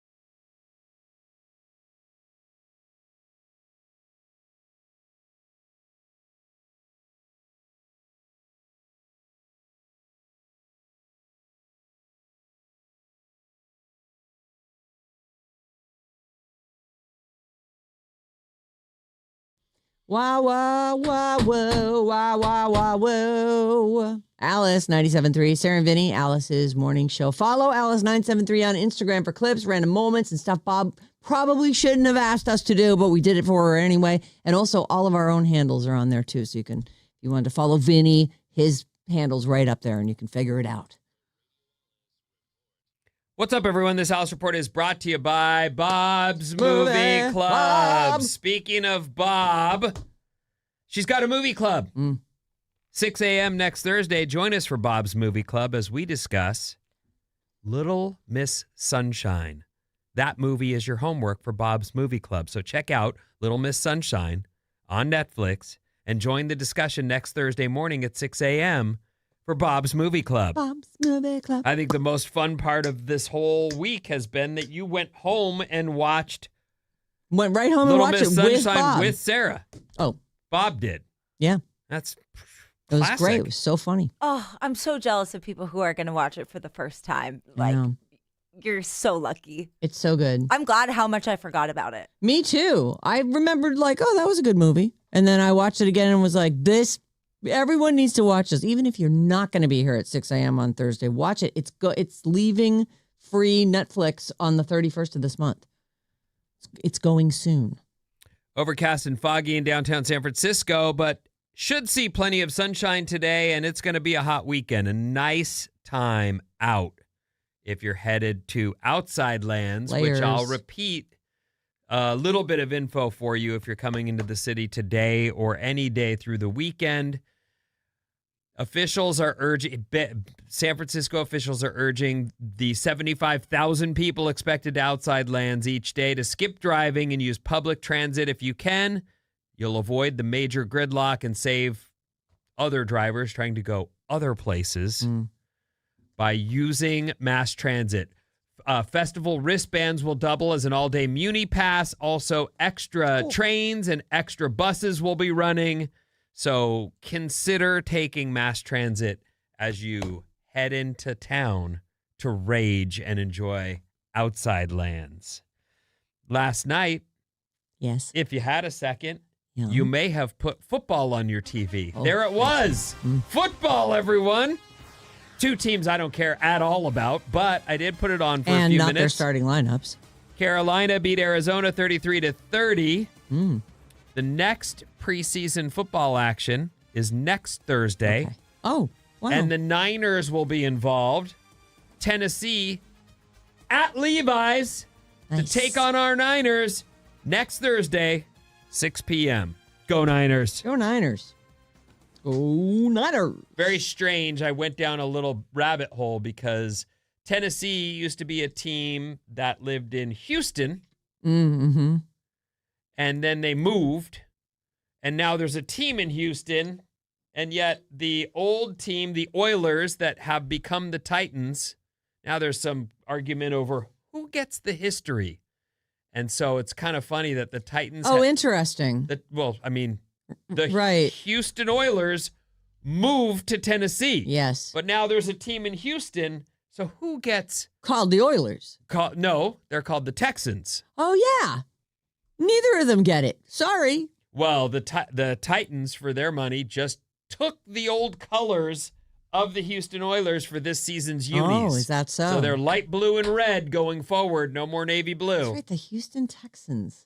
That's not new. No, the Texans have been around, Yeah. and they've had some good I seasons. didn't realize that was even a thing. But That's so funny. When the Titans roll into town, their uniforms will be colored like the old Houston Oilers. It's ages ago.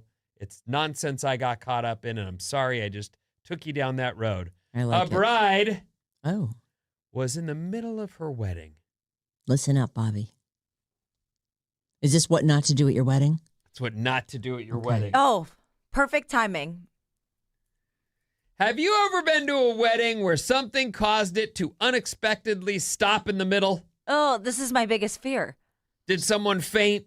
Oh, Did the flower girl throw in a tantrum? oh, that happens. Did someone object? Oh, Are you going to have the... I am, You are? because it's fun. what if someone objects? That'd be hilarious. You'd laugh? No one's going to object for real. You don't have any exes that might wish they had one more chance at Bobby. No, I didn't invite any exes to my wedding. Oh, okay. So they won't be I had there. a bunch of exes there, Well, which that's is why I different. didn't put it in. I'm like, no. They were like, we were all going to cough. I'm like, yeah, that's why I didn't do it. Right. You happen to have been with many of All your my old friends. All of them, right. How often in your life do you get a moment of real dramatic tension? I'm not going to let that slip away. All right. All right.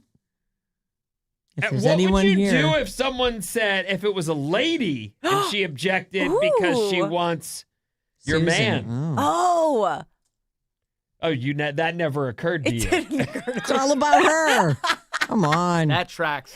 That was really an insight into my brain right there. She's like, I thought you meant a lady objecting because she wanted me. oh, that's even Oh my funnier. God. That is really, Wow. wow. It's just a little glimpse, everyone. That's layers deep. Very Layers much. deep. Wow. Me. The lady doesn't Susan. want Susan. The lady wants you. Yeah, Interesting. well, obviously, I mean, she's hot. Anyway, a bride in the UK was in the middle of her wedding when a bee flew right into her face. She instinctively tried to shoo it away, but mid-swat, her engagement ring flew off her finger and into the sand. Oh, they're on the beach. Okay. They'd been standing on a lawn just above the beach. The ceremony paused, and about 15 guests got up from their seats to run down and search for the ring. No one was able to find it, though. No. They couldn't really delay it longer, so they just went ahead without the ring. As the wedding day went along, a few guests tried to poke around the sand to see if they could get lucky, but no luck.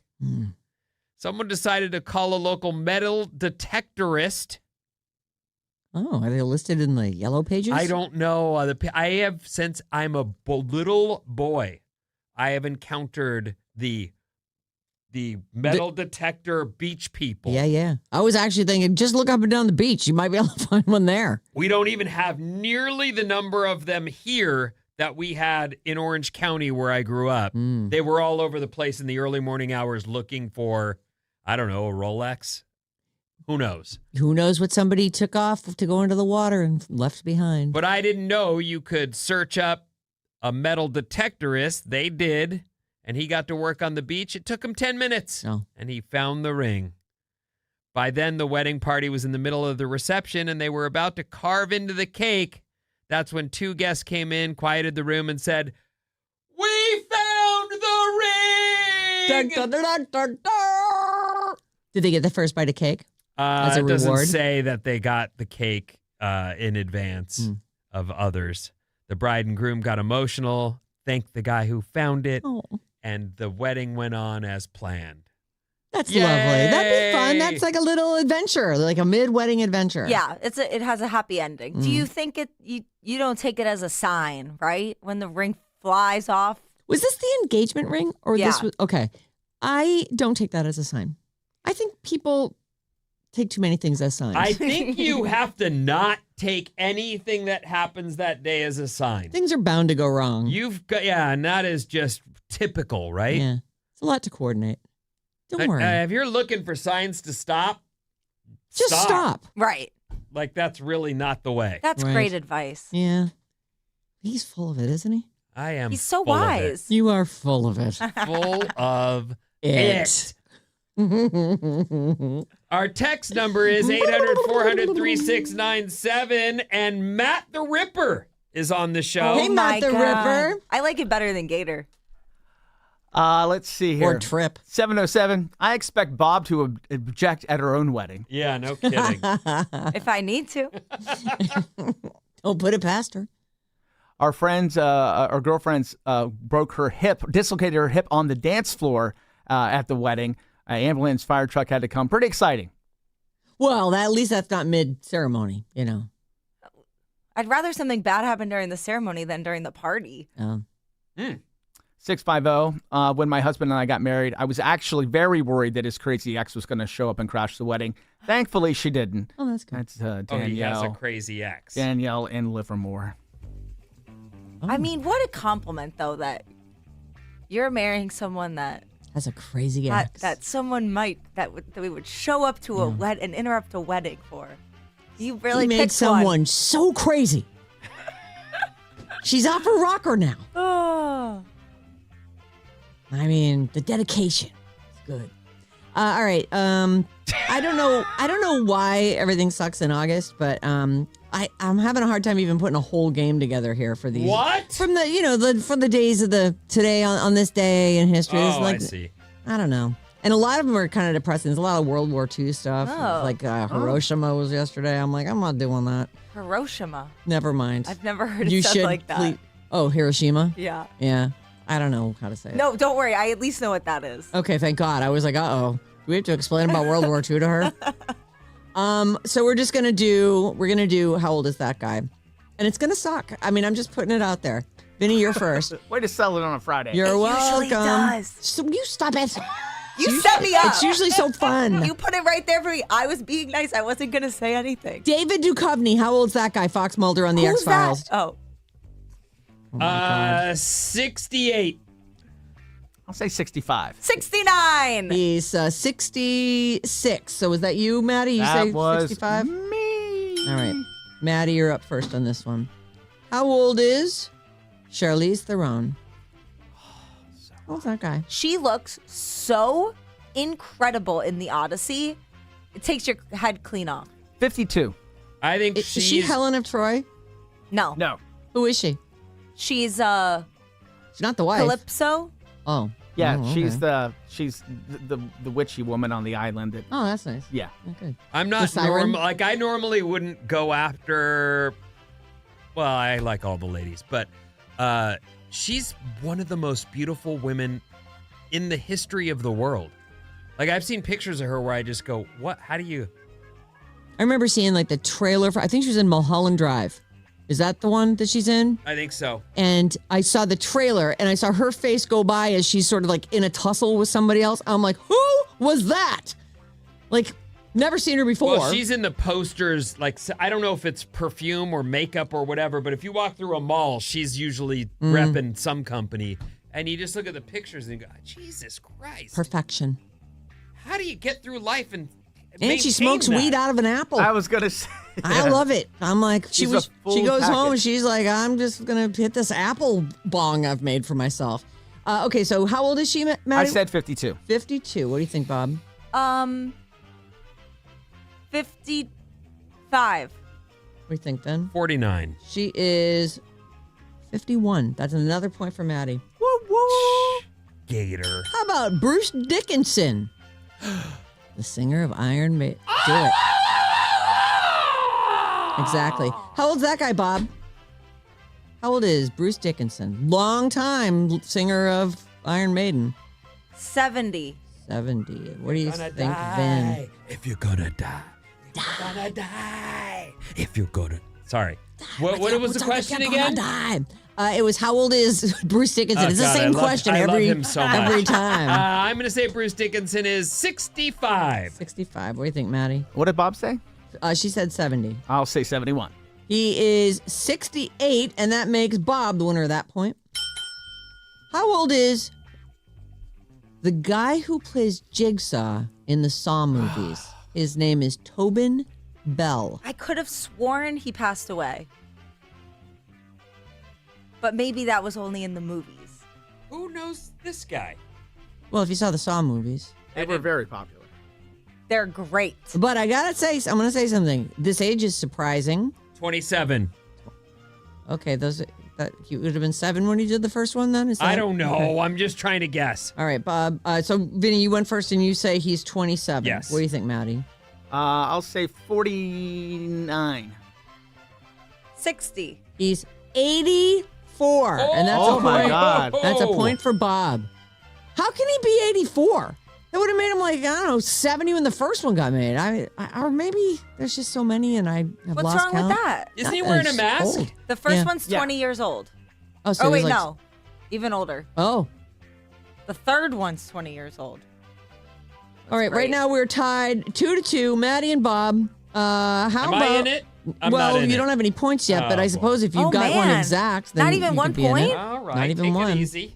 How old is Maggie Wheeler? That's Janice from Friends.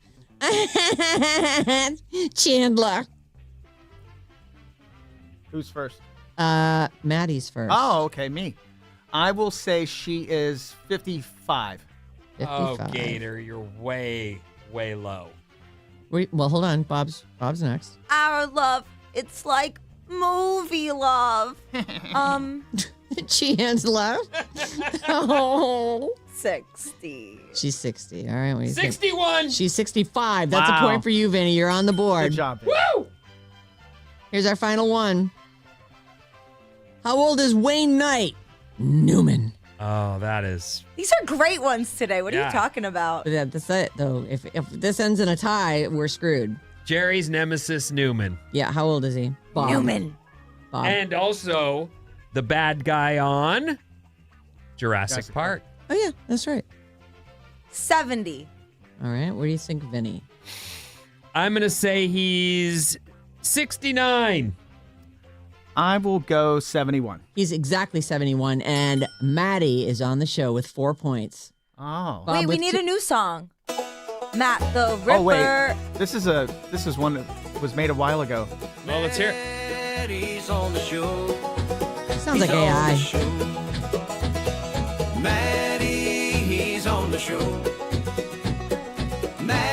No, I don't like it. I love it. Why is it so long? Yeah, it is a little much. Yeah. Wait, I'm sorry. What did they just say? What'd they say? Nutty. You're nutty? I guess I Nutty am. or Maddie? Maddie, Nutty, Maddie, Nutty, Nutty, Maddie, Maddie. It was distinctly nutty. Maddie. I don't ever want to hear that again. I never want to hear that I'll again. ditch that Never one. play it again. I like the other AI one, though, where, Maddie wins, yeah. Maddie wins I meant to play that one. with the ladies half the time. Yeah. Half isn't all the time, but half ain't bad. Half. It's not bad. Are you kidding? That's great. It's incredible. Nobody bats 500. Nobody. Except Maddie. Except Nutty, Maddie. Nutty, Nutty, Maddie, Right. Maddie, Maddie. All right, have a good Okay, one. yep, goodbye. Have a great time if you're going out to Outside Lands. If you're hanging out at work today, make sure you've got it on Alice because we have 2 chances left for you to win Olivia Rodrigo tickets. Yes, Vinny, your hand is up. As a follower of Bob on the Waves, can I hope to see your adventures from Outside Lands this weekend? Will you post? You can count on it. All right. See you on Monday, everybody.